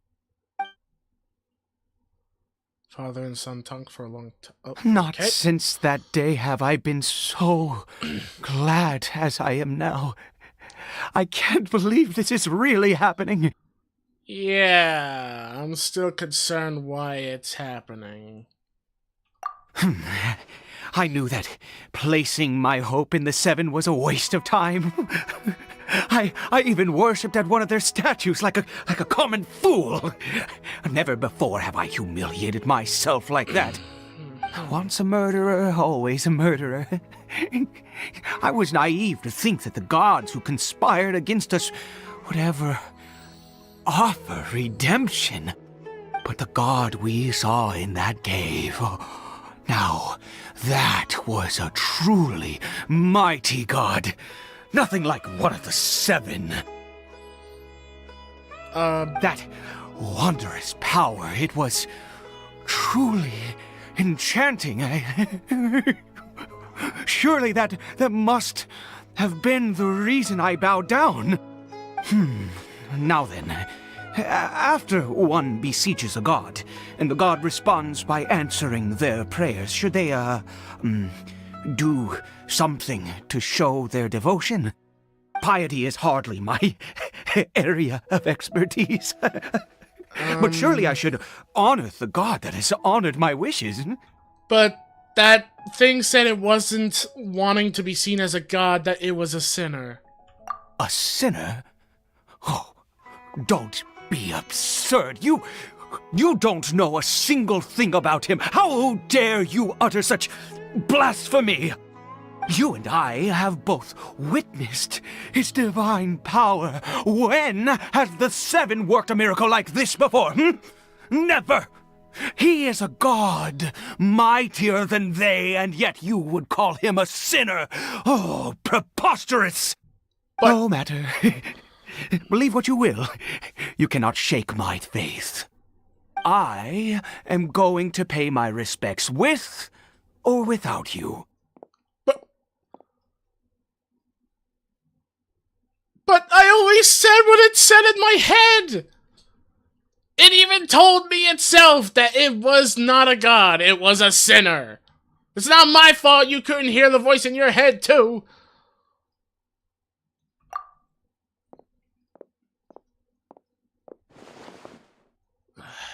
Ide's experience has deeply affected him. Not that he was particularly stable to begin with, but this religious fervor is something else. I guess I better catch up with him anyway. There are monsters everywhere. I can't stand by and let him fall into their hands. Do we really have to follow Cookie Magooks over there? What? Oh, I'm not allowed to... Oh, wait, I'm still in the dungeon thing? I just wanted to, like, go to my character thing to... Oh, here we go. Just had to press C. I just wanted to level up a character. I wonder when I'll be as tall as my big sister. Still trying to get my healer up there. Although soon I'm gonna end up being the Hydro Traveler when I finally go to Fontaine. So I'm gonna have to combo them with a different healer, because I like to keep to my method. It's gonna take a lot of experience cards. But I got help from a good friend named Corelli and other people who play this game too to give me a lending hand. I just gotta hope it works out. Excuse me. Hey! You little porker! I was merely just going by and you attacked me, so you know what? You're bacon now. Mean little pig. I didn't do anything to it. Oh, we gotta go inside here again. Watch, I'm gonna go inside here and it's gonna be different and it's gonna be full of very bad things. Back to the unknown sanctuary again. Yippee.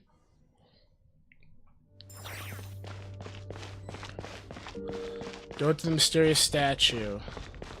Do I have to do all the puzzles again? Or can I just go straight to it? Okay. There's monsters again. Of course there's monsters again. Why not? Oh, dang it! I hit the wrong key again. Let's see. I may have to start plotting out the other team now that I'm about to become the Hydro Traveler when I reach Fontaine.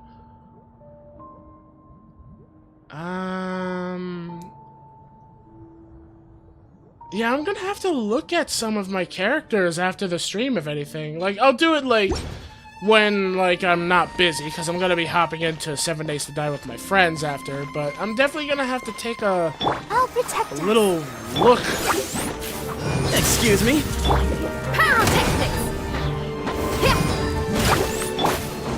Propagate!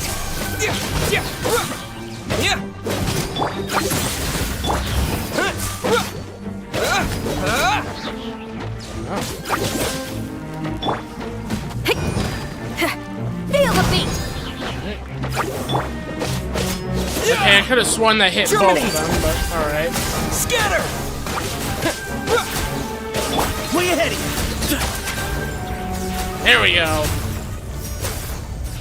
I like that little laser beam attack that it does now.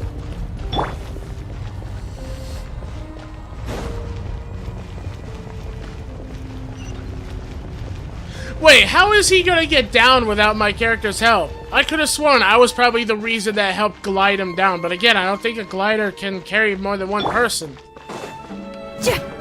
Alright, I already know I'm gonna hate this fight.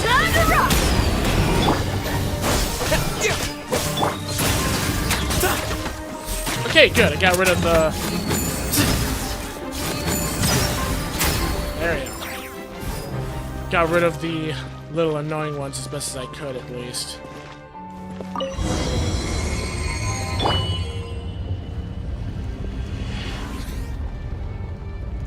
And okay, we're good.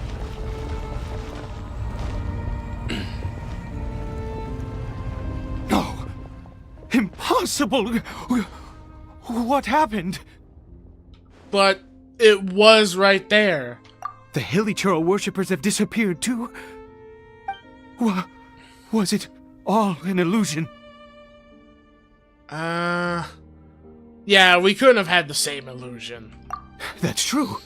Yes, it can't have been an illusion. I still feel that awesome and wondrous power flowing through my mind and body. It was neither illusion nor coincidence, and certainly no dream. It was a wonder. Yes, a divine wonder. Okay. Let's go, traveler. There is surely a reason for its disappearance, and I do believe that someday in the future we shall see it again. I feel like if I say this, he's gonna have signs of aggression, so I'll just say let's just get back. Could he really have been a sinner and not a god? You take Aide, who seems to be in a trance, back to the small house.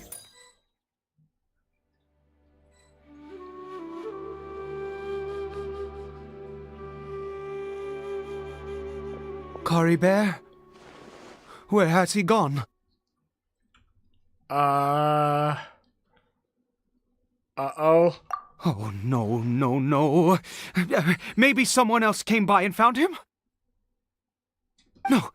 No, it can't have been that. There's no sign of a break-in and no sign of anyone having been here. How can you tell if there's no break-in when your door is literally just giant leaves? Maybe he ran off? This does not bode well. What if he's spotted by a forest ranger or an adventurer in his current state? Okay, we'll just find him first. Just calm down. You're already mentally unstable. If you start panicking, I'm gonna have to find a straitjacket. Or I'll just make one out of the leaves. Wait a minute. This isn't how we left it. Oh no. He looked at his reflection, no. didn't he? Did he? It's on the floor. He looked at his reflection. Oh no. The mirror, it's broken. The mirror was broken the whole time. He must have taken his mask off and seen what he looks like beneath it. If he'd just done as he was told! We have to find him. But it was already broken before! Are we literally not gonna tell him that it was broken the whole Am I living a weird fairy tale dream now? How's this? Is that a sticker? It's his scarf. He dropped it. Looks like we're going the right way. Come on. You're saying he dropped it? That looks like he purposely placed it there. I wouldn't say that's dropping it. That seems like he took it off. Cory Bear! Cory Bear! Where are you? Oh, great. Forest rangers ahead. Curses! Forest rangers. Hey! Who are you? We haven't seen you around here before. What's your business here? Have you seen a hilly churl? A hilly churl should have come past this way. Have you seen it? I asked you first. Don't make this more difficult than it needs to be. I said, have you seen a hilly churl? Okay, let's calm down. Hey, whoa. Look, sir, there's no need to get so worked up. There are hilly churls everywhere. What's the big deal? We see plenty of them out here.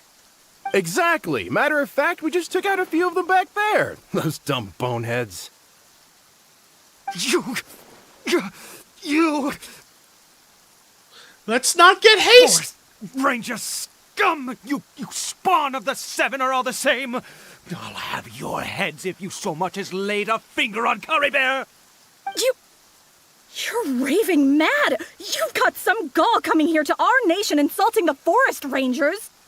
Curse you all, forest rangers. Okay, yeah, let's stop it now.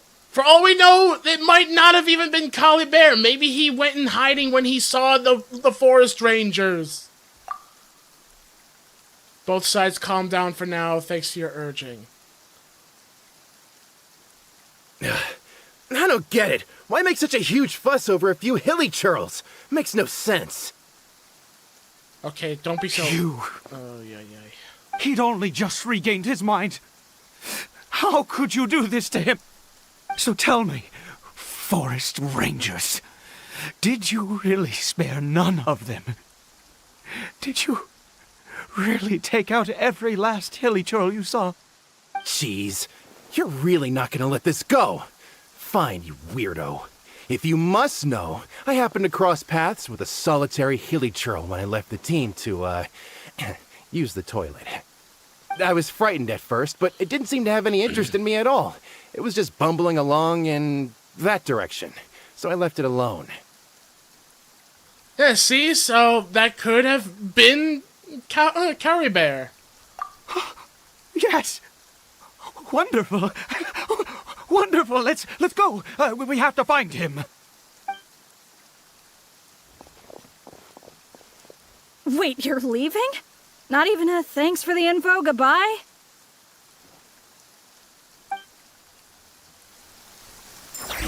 You can thank your friend for using the toilet and sparing a Hilichurl's life. Okay, you're welcome, bye!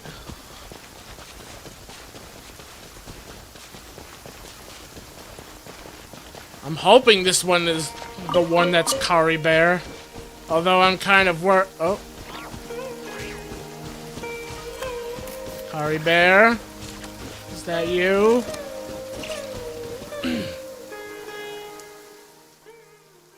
Oh, yeah. Curry Bear! I guess we found him? Curry Bear, stop! It's me! It's Papa! Whatever you saw, it was all a trick. An illusion. I told you, we're in a fairy tale world now. Nothing here is real. Please, Curry Bear, come back. It's time to go back. Curry Bear? Curry Bear?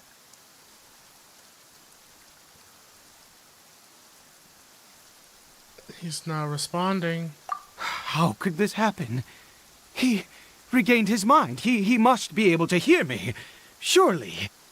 Come, Curry Bear. We have to go home now. Papa's here to take you home, all right? Oh, hey, there's a waypoint shrine over there. I'll have to grab that before leaving this area. But let's hold on, because something's not right with him.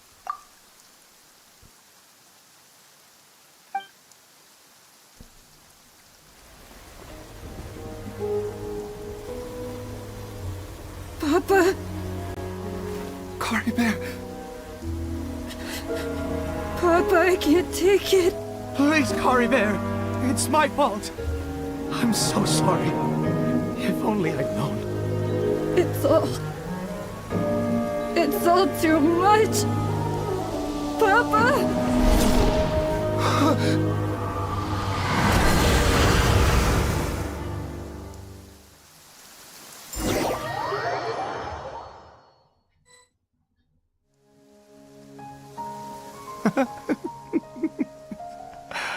I see. I understand now. Finally, it all makes sense. Did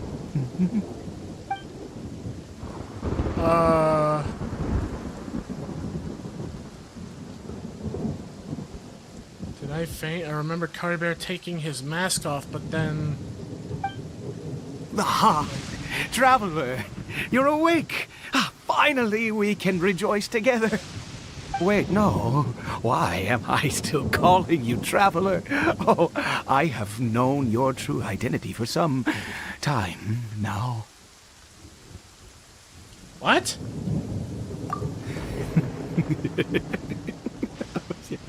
I suspected it was you from the beginning. I had to talk to you to be sure. Okay, I need a trank gun. Could someone in the viewers, could someone please give me a trank gun before this man starts becoming a raving lunatic? Because I'm afraid of my own safety now. Oh, of course you haven't. With your status, you can hardly be expected to know all of us. In any case, I've been using a fake name this entire time. Ida is the name of a servant I once had. My real name is Clotar. Clotar Alberic.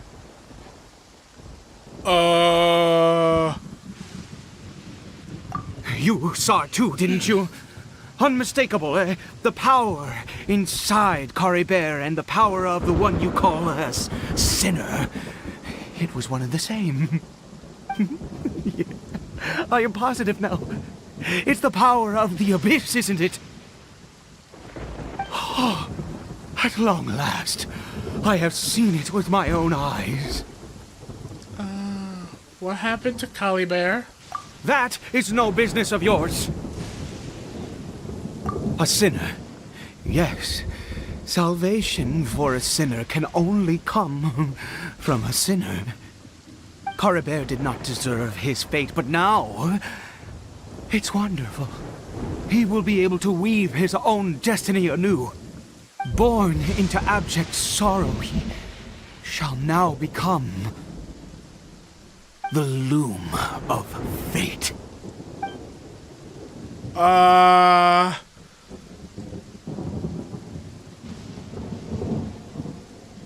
Yeah, they're sinister and dangerous, though. Huh? Sinister? Dangerous? Oh, I never imagined that you, of all people, would deny the abyss. How ridiculous! We once believed that you would bring new strength and hope to Conria. To us, you were the abyss. A wondrous mystery far beyond our imagination and comprehension. And the one who controls the abyss can control everything. We yearned for that future. We looked to you to take us there. But what did you bring us instead? Oh, Princess of Conria.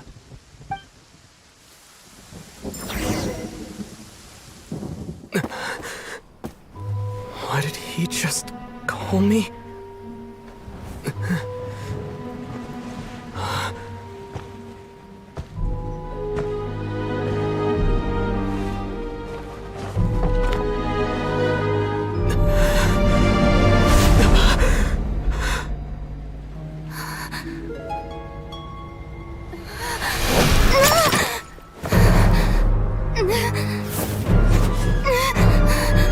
Traveler! Hey, Traveler! Traveler! Wait, what? Why am I in the sister's body now? You're awake! Oh, thank goodness you're awake! Paimon was worried sick! Traveler? Traveler? Were we in a trance the whole What time? happened while you were unconscious? I checked the ley lines nearby. It appears that the Abyss tampered with them, and they've been in turmoil ever since. Information and memories flow within the ley lines. What did you witness? The founder of the Abyss Order? You mean Clotar Alberich? After founding the Abyss Order, his faith in the Abyss led him to do a great many things.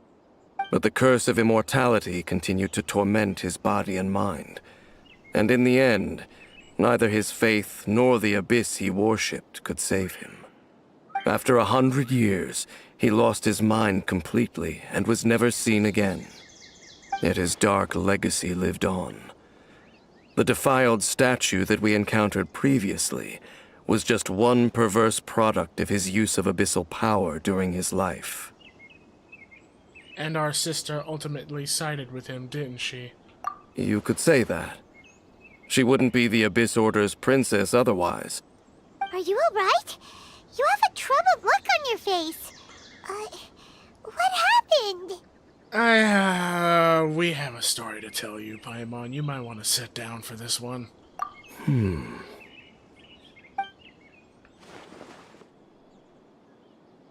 So you saw her memories from centuries ago, through your own eyes. It all but defies belief. Still, as I'd suspected, the notion of the Loom of Fate did indeed rear its head during that time. And it seems closely connected to Clotar Alberich's son, Caribert, and what happened to him. And yet your sister never breathed a word of this incident to me. I wonder, was that the moment that she decided to go down this path?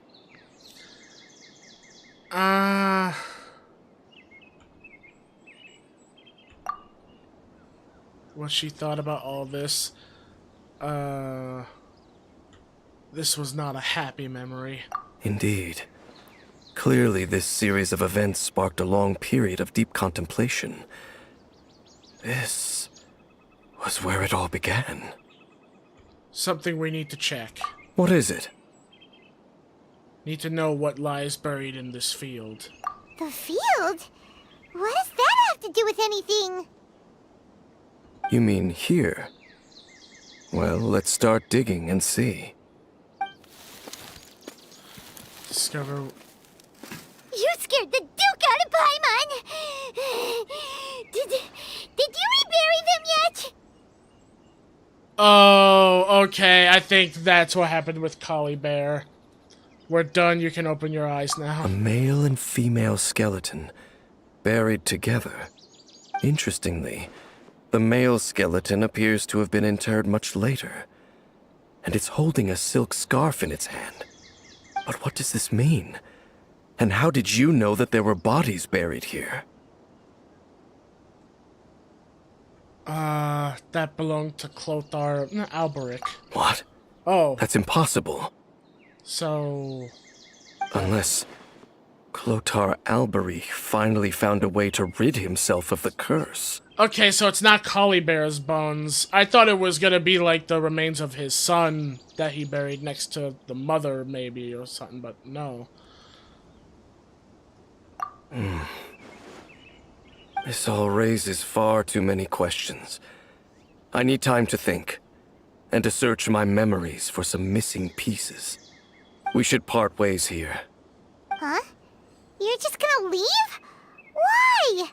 You could come with us, you know. It's better that we split up for now. I think that he might have seen you. Who's he? The voice I heard inside my head. Yes. I have my suspicions as to his identity, but I need to confirm some other details before I can be sure. If the time is right, I will tell you when we next meet. But what do you mean that he saw the Traveler? How is that possible? It all happened hundreds of years in the past. I fear that while these things would limit anyone else, they are no obstacle to him. What? Why? What is he? A sinner. All right, let's leave it there. Get some rest. Goodbye. There goes Dane. And just like that, it's back to being the two of us again, huh? And I also have one more thing, Paimon. What is it? I missed you. Huh?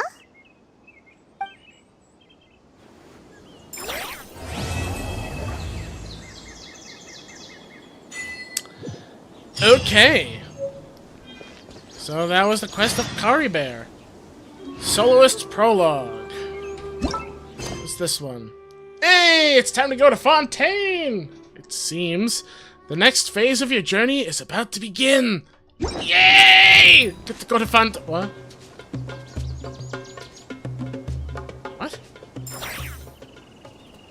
Okay, that was weird. I got aggroed by an enemy out of nowhere. What? What? Okay, I don't know what's happening. I'm just gonna continue on my merry way. Yay. Okay. Let's see. Looks like I have to go over here before I go to Fontaine.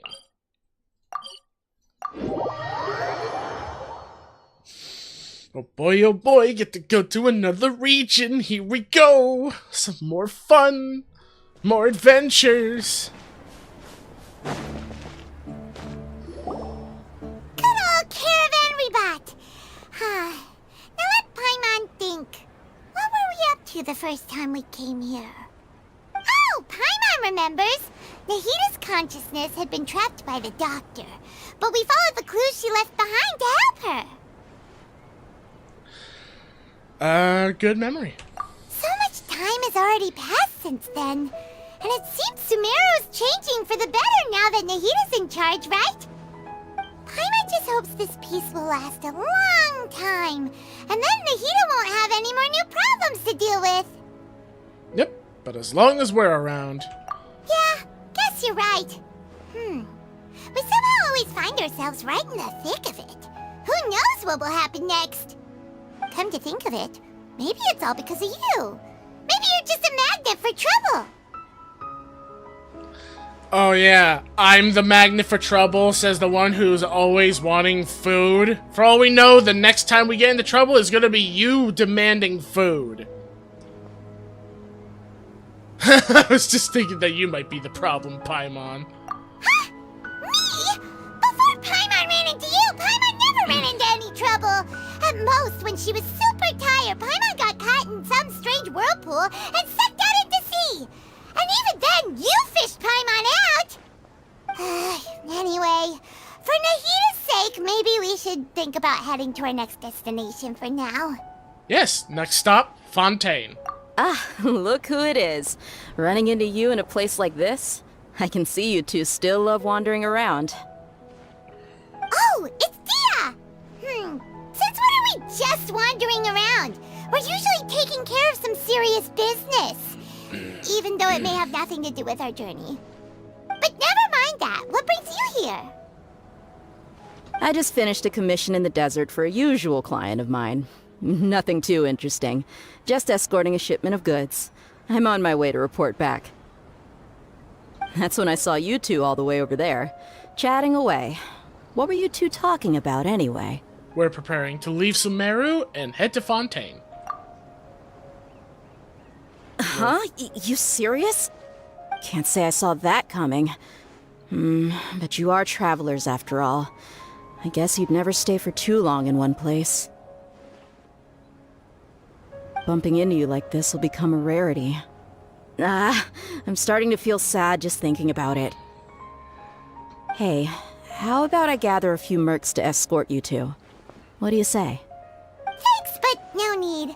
Oh, Paimon had no clue you'd miss us so much. But don't worry, we'll come back to see everyone when we get a chance. Sounds good. All you need to do to get to Fontaine is cross this stretch of desert and navigate some waterways. Knowing you two, I'm sure it won't be anything you can't handle. So, when are you leaving? Yeah, we leave as soon as we have, finished a few preparations. Oh, wait a sec. Paimon just remembered there are still a few dishes in Sumeru that Paimon hasn't tried yet. Now, where's that list Paimon made? I'm suspicious of that one because he heard me saying I'm going to Fontaine. I see. Guess you won't be needing a going-away party or anything. It's sad enough to see you go like this. Though, now that I think about it, Sumeru wouldn't be what it is today without you. Seems true heroes always prefer leaving quietly. By the way, should we go say bye to Nahida? Yeah, in her case. Oh wait, no, she'll know from our dreams anyway. Yeah, actually I can do that. Good point. Then there's no need to bother her in the real world. Then, I guess this is goodbye for now, Traveler in Paimon. Whether as a client or a friend, you're always welcome to come find me. Take care. Goodbye, Dia. Bye-bye, Sumeru.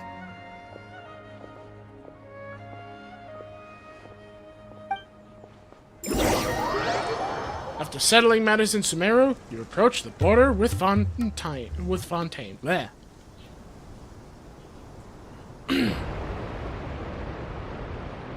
I remember running into the border of Fontaine before by mistake while I was doing some world stuff. I wonder how I get to it from here, though. Yeah, because there it is, way over there. I mean, there's a boat. If I go from boat to boat, I can make it. Yeah! Geronimo! Adventure awaits for no one! And I see a waypoint up there. I also just realized there was a waypoint I was supposed to grab at the top of the mountain I was at before, but I didn't get to. Shakar. Hey, hello. Welcome to the stream. How are you today? Whoop.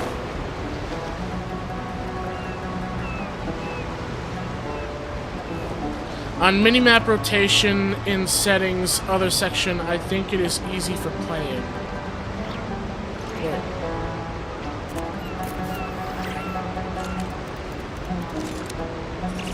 Oh, you mean to allow the minimap to actually be able to rotate with wherever I turn?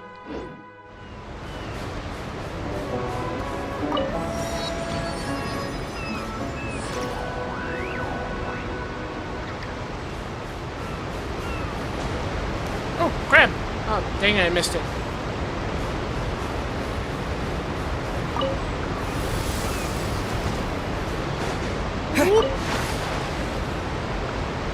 Whee! Oh, okay. I'll give that a try, actually. Hold on. You know what? For the new viewer, let's turn that on. So, minimap rotation in settings.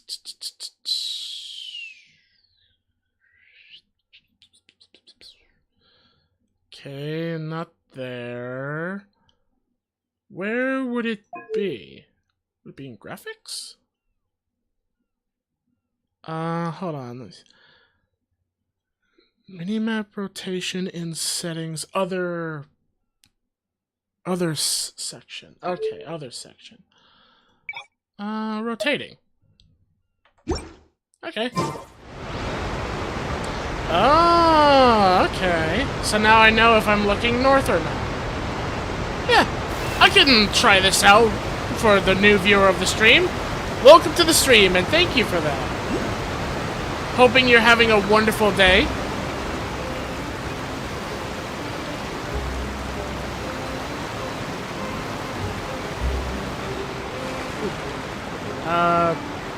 Do I go in through the front? I think I go in through the front. Oh, look it! It's one of those things! It's one of those little guys that my friend Corelli told me about.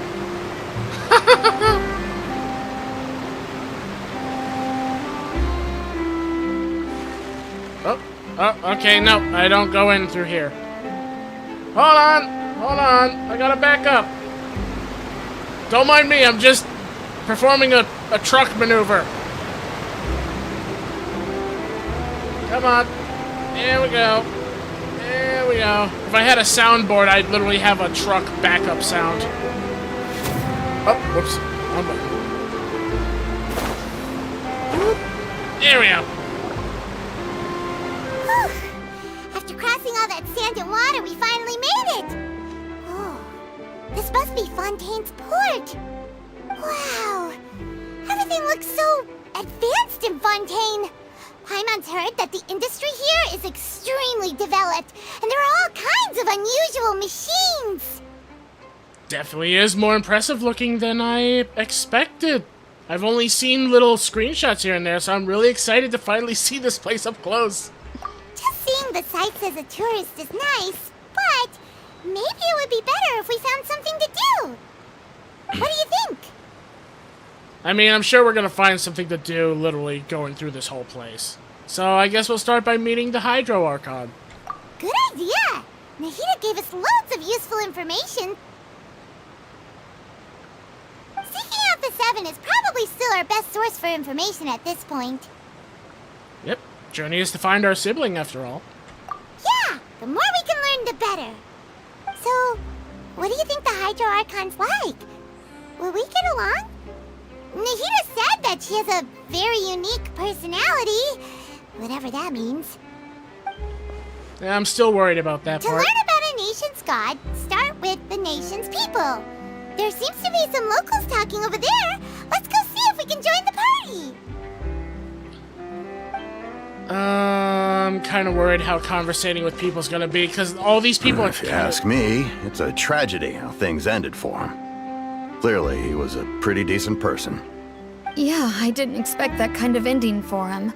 I thought he would at least fight on a little longer for his family. I was expecting a sudden plot twist, but it's a pity that it never happened. Still, his story is quite the tearjerker.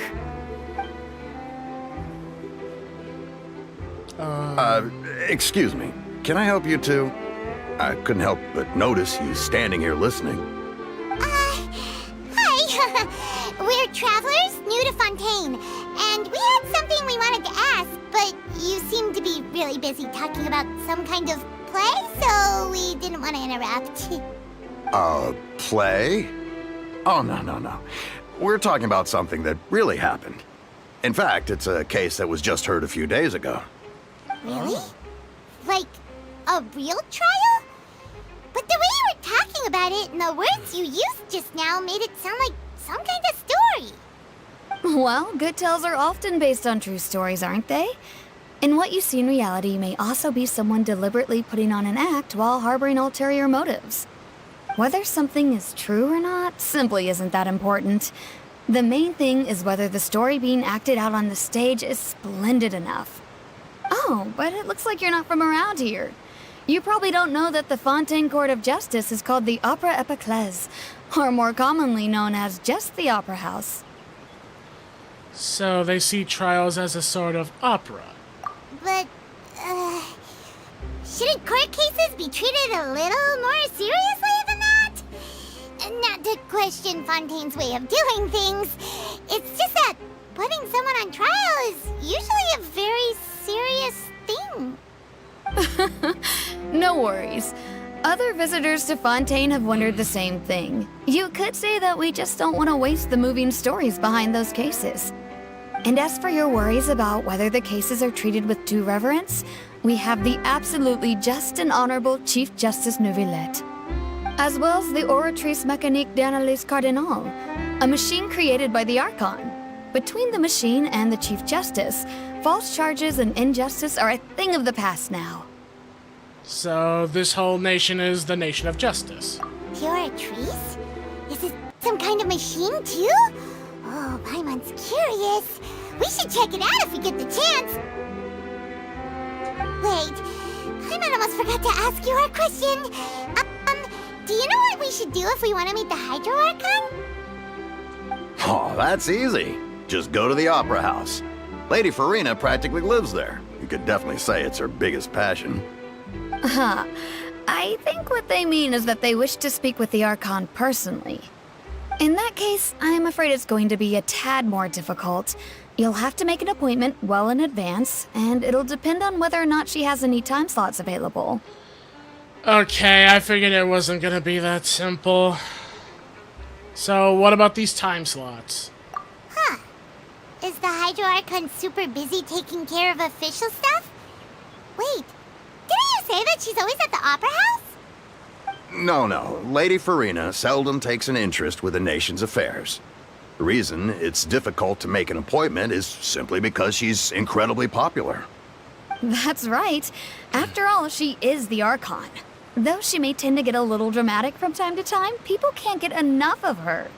Huh. First time Paimon's ever heard of an Archon being described that way before. Wait! Paimon gets now! The Hydro Archon is kinda like a big celebrity here, right? Yeah, I suppose you could say that. Perhaps you could even say our mascot.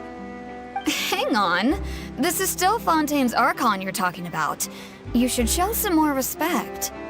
Yes, you're right. I guess I should at least try to be a little more respectful in front of visitors. Otherwise, I might get arrested and find myself face to face with Monsieur Neuvillette. Come on. Sure, there's a lot of laws here, but nobody's going to be arrested for saying something disrespectful about the Hydro Archon. Uh-huh. So everyone here really likes the Hydro Archon. Alright, I think we get it. Thank you! At least we now know that we can find the Hydro Archon at the Opera House. But who knows how long making an appointment will take? Guess we could have a look around the city in the meantime. Hey! What are you looking over there for? Apparently there's a girl over there? Huh. Maybe Maybe something's the matter. She isn't going to jump into the water, is she? Oh wait, I have that character. Maybe we better go check on her.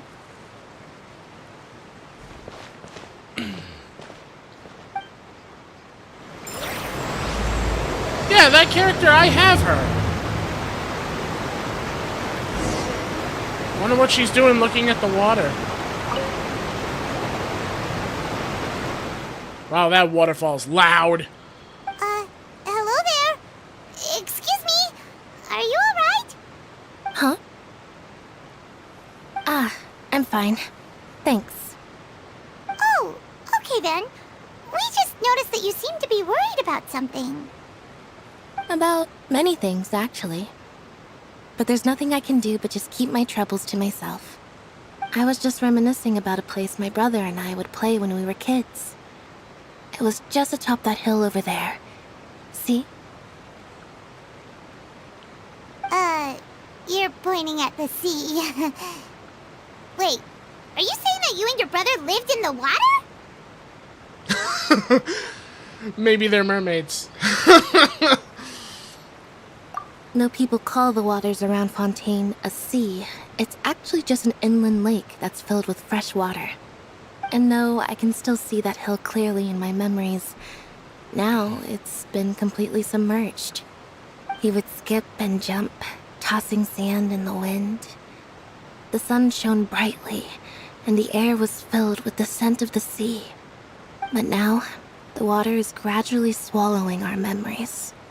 It won't be long before it swallows us. Sorry.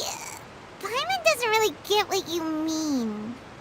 I don't believe we've had the pleasure of meeting. Are you Lynette's new friends? Oh, and you are? Thanks for looking after my sister. She often comes here to reminisce about our childhood, that's all. There's no need for any concern. Allow me to introduce myself. I'm Linny, and this is my sister Lynette. If I had to guess, I'd say you must be travelers from abroad. Nice to meet you. Paimon is Paimon, and this is the Traveler. We just arrived in Fontaine. We were just talking with your sister. Even though we didn't really get what she was saying. I see. It's unusual for Lynette to be so willing to talk with anyone. In fact, she seldom speaks at all. I'm usually the only one she ever talks to. Oh, really? Then you two are just like us. Paimon's always the one talking for some reason. Gee, it's like I'm not allowed to have a voice actor to literally talk in every single cutscene.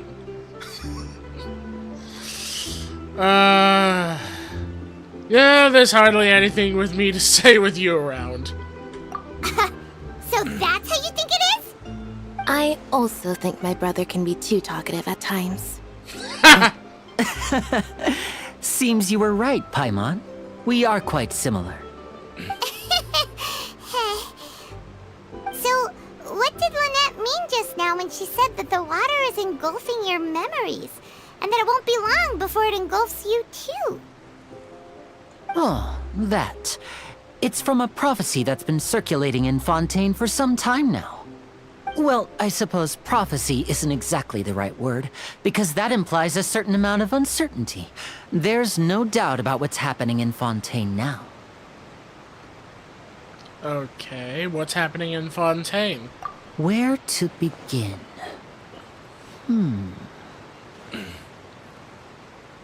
Let's put that question on hold for a moment. We still haven't formally greeted each other yet, have we? Did all the introductions earlier not count? Hello, Traveler.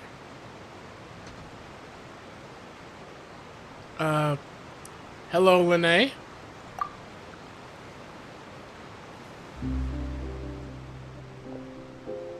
And hello, Paimon. Hey! Why didn't Paimon get a handshake? You're not poking fun at Paimon, are you? Please, don't take offense. Just consider it a sort of etiquette we have here in Fontaine when making new friends. You should remember it. It might prove useful. Oh, now Alright then. Well, Paimon's just happy to have a local friend now. By the way, we were just getting ready to go to the Opera House to meet the Hydro Archon. Would you be able to show us the way? So you're going to see Lady Farina? No problem at all. In fact, I was planning to go to the Opera House later myself. I'll gladly take you once I finish things here. Please, follow me. Okay, about him saying that it might prove useful. Well, I don't have a feeling that he maybe picked our pocket. I have a sneaking suspicion you might have picked our pockets. Or Paimon's pocket. Does Paimon even have pockets? You said you were going to see Lady Farina? Well, it seems Lady Farina has come to see you. What? What did I do? What?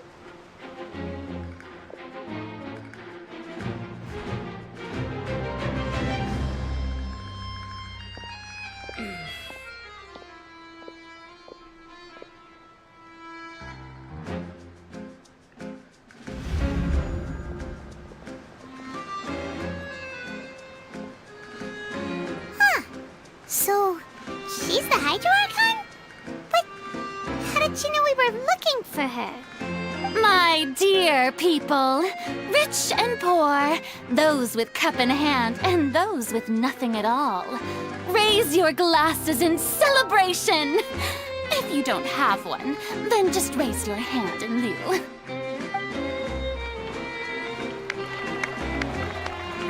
Okay, that's the character my friend Corelli has. As you can all see, two unfamiliar travelers have arrived in our nation.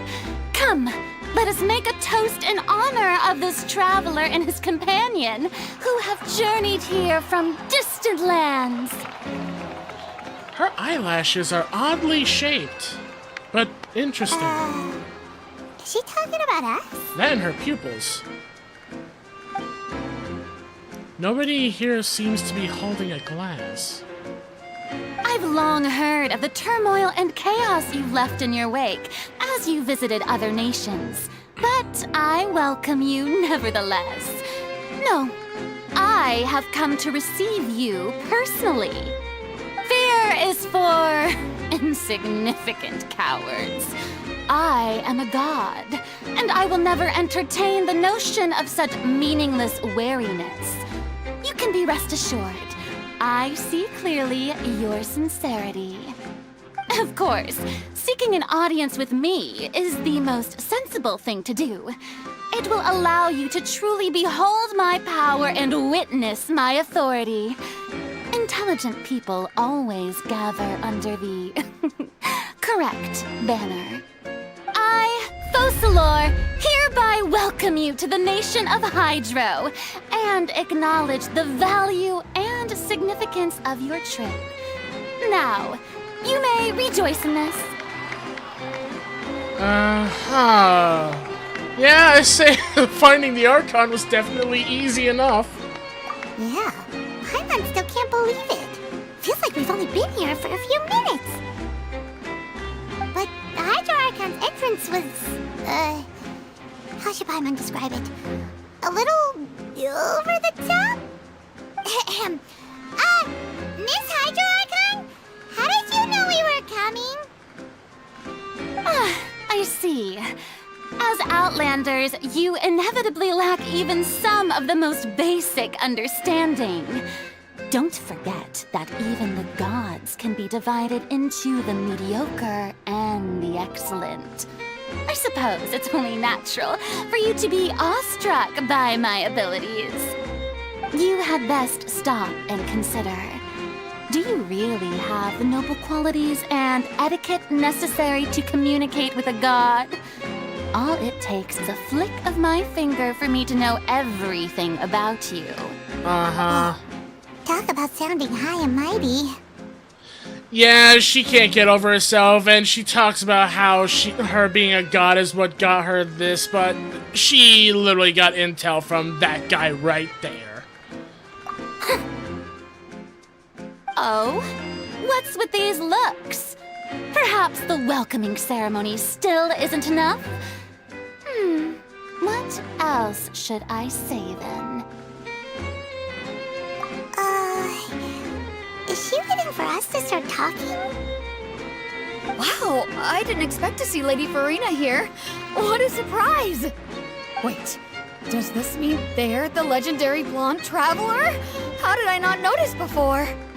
Hey, what's all the commotion? Oh, is that Lady Farina? Is there some kind of drama going on? Of course. That's the blonde traveler. The one all those stories are about.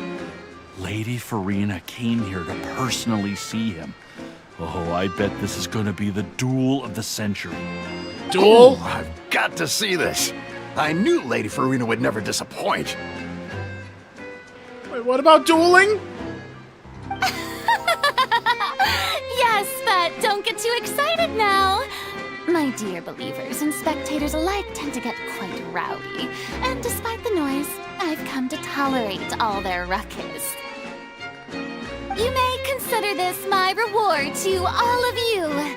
I have determined that there will be an epic duel between myself and this traveler from another land, just as you were hoping to see.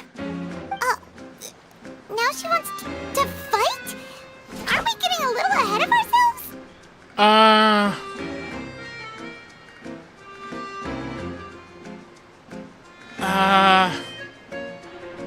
I guess bring it on?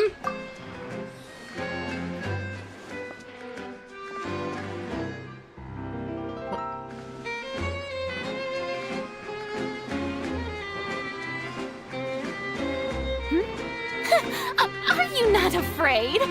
Might I remind you that this is a duel against the divine? What are you trying to do, traveler? Provoking a god in front of her people?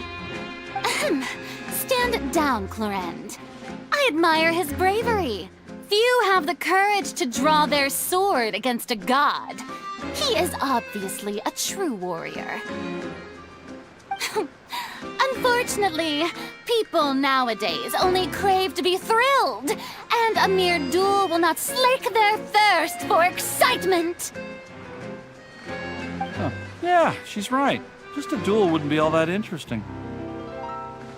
On Aranias, criminals are always requesting duels to defend their honor. You're getting a bit old, to tell the truth. You see. Then, as the god of justice, I shall face this traveler in another kind of duel. A duel in court! Whoa, all right! Now that'll be worth seeing! Right. This is Fontaine, after all. It's such a grand opera house, it would be a pity not to use it. Why do you care so much about the crowd's reactions? Seems you've spent a little too much time in the opera house. Besides, how exactly do you plan to have a duel in court? You mean you're going to put us on trial? And we also have not committed any crimes. Oh, we have reason to put you on trial. It's obvious, isn't it? The hell did I do? Did I step left when I should have stepped right? According to Fontaine law, no one is permitted to release any flying objects within Fontaine city limits during the first 3 days of each month. You are clearly guilty of violating this law, no? Oh, so that's what they've done wrong. That's our Lady Farina. No one knows the laws of Fontaine like she does. You call that obvious? What kind of law is that? Wait, flying object? You mean Paimon? But Paimon's not an object, it's a living person! She has to float! It's their only way of moving! Precisely! Now, if you two have no objections, then in the name of the Hydro Archon, I order your arrest. My apologies, Lady Farina. I don't mean to spoil the fun, but if you would allow me to interject, I don't think that Paimon here meets the definition of a flying object. You tell her, Linny! Finally, someone who's not crazy. How could anyone call Paimon a flying object? Ah, great magician Linny, my beloved citizen. I'll permit you to object, but how exactly do you plan to prove your claim? As a magician who just rained on your parade, I naturally should shoulder the responsibility of saving the show. So, with such an audience gathered here, allow me to perform a trick for everyone.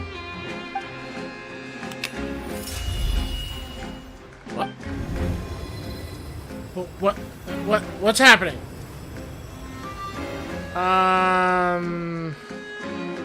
Ta-da! What's that on Paimon's back? Hey, when did Linny do that? Guess when he patted you on the back?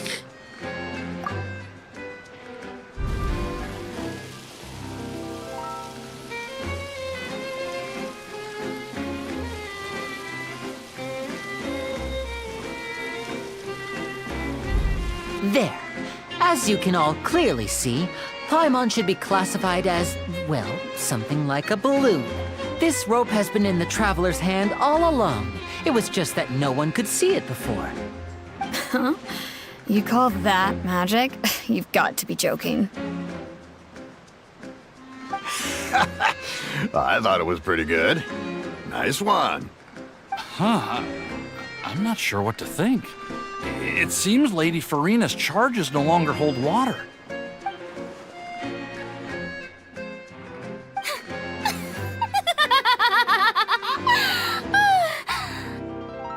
Amusing. Very amusing, Linny. Just the sort of unexpected twist that I enjoy. With you here, today's performance can finally be called complete. Performance? You see all this as a performance? In which case, consider the matter of your trial resolved. The god of justice will not bring charges against an innocent person. But when there are valid grounds, I will not only judge travelers from abroad, but even the gods of other lands. I look forward to seeing your upcoming performance at the Opera House, Mr. Linny and Miss Lynette. That's enough for now. Toodaloo!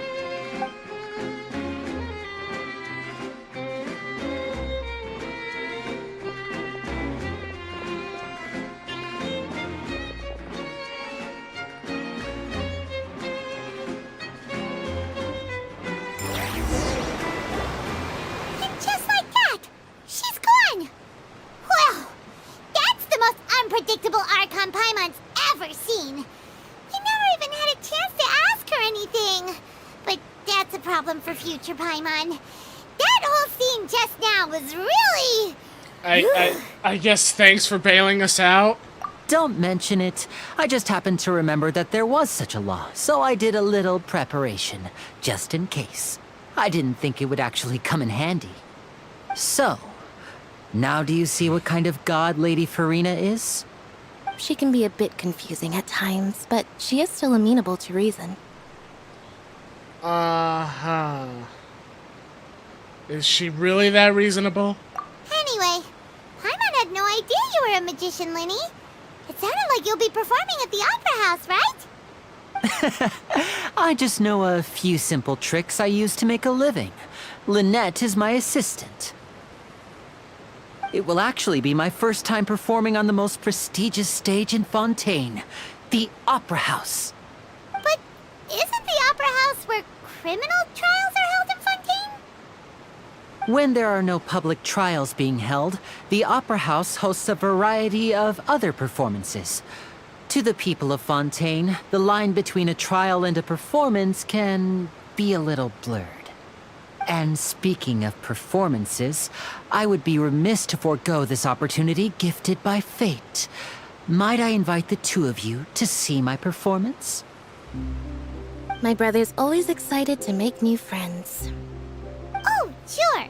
We don't really have anything to do now, and we wanted to go to the Opera House anyway. Sure, I guess we'll be delighted. Splendid. In that case, why don't we go together? I'll show you the way. I just have something to take care of first. Is there any way I can help? You really mean it? Then I'll take you up on your offer. This is a magical item known as a magic pocket. Perhaps you can help me distribute them to the people here. Magic pocket? Looks like a purse. Or a handbag. Huh? What are they going to use it for? About that...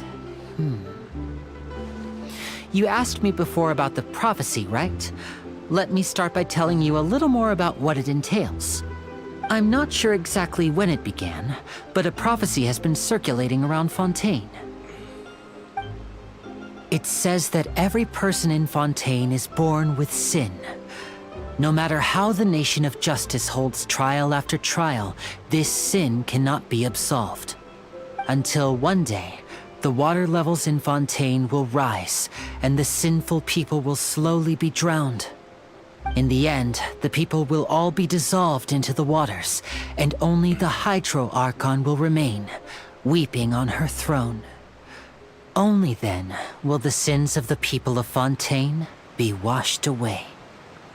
That sounds pretty gloomy. Why are people in Fontaine born with sin? What is that supposed to mean? There are lots of guesses. Some say that the ancestors of Fontaine stole the power of the seas and stirred its wrath. Others say that the people of Fontaine never heeded the first Hydro Archon's warnings and offended Celestia. But here in Fontaine, evidence is what matters. There hasn't been concrete evidence for any of these claims, so they can only be regarded as conjecture. If even the people in Fontaine don't know what sin they committed, wouldn't it be better just to ignore the prophecy completely? Why bother feeling guilty all the time? That's exactly what the people did at first. But in the last few years, the water levels in Fontaine have actually started rising. But now the water is engulfing our memories. Many places have already been completely submerged, and now lie beneath the sea. Many people carry on with their lives as before and shrug it off as a natural phenomenon. But my family and I think that the people of Fontaine shouldn't ignore the possibility, which would end up sentencing them to death. We hope that at least the people who reside near the waterfront can move away before it's too late. So, we've started distributing magic pockets to them. As a magical item, these magic pockets have astonishing capacity. I'm sure they will come in handy when people are moving their belongings. Oh, Paimon gets it! It's like preparing for a rainy day! But this is more than a bit of rain. So, if the prophecy is true... Perhaps only absolute power could ever contend with such a catastrophe. But who knows? We're just tiny specks in the grand scheme of things. Now, if you'd like to help, then please give these magic pockets to anyone nearby. Be sure to convince them to take it, regardless of what they say.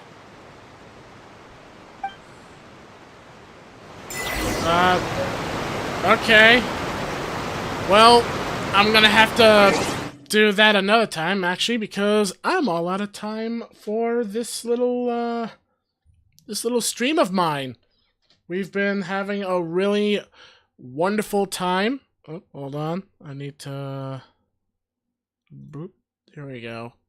And transition it. There we go. Much better. That's how it should be done. I'll make sure, like I said, I'll fix it in the future so that way I should have like a transparent kind of chroma PNG of me sitting in front of this monitor next to me. I'll try my best to see if I can find a way to fix that up. I'll see what I can do. But until then, that is just gonna have to be it for now. So, I hope all of you have enjoyed this stream and this little adventure as I enjoyed playing this on my wonderful banana chair. And I guess, well, I can't transition to the BRB thing because for some reason that layout is missing on my end. I'll have to fix that. Like, literally, I can't hit it to say thanks for watching. So, we'll just end it here. Like, don't worry about it. But anyway, thank you guys so much for watching, and I guess I'll see you all next time. So, take care, and bye-bye!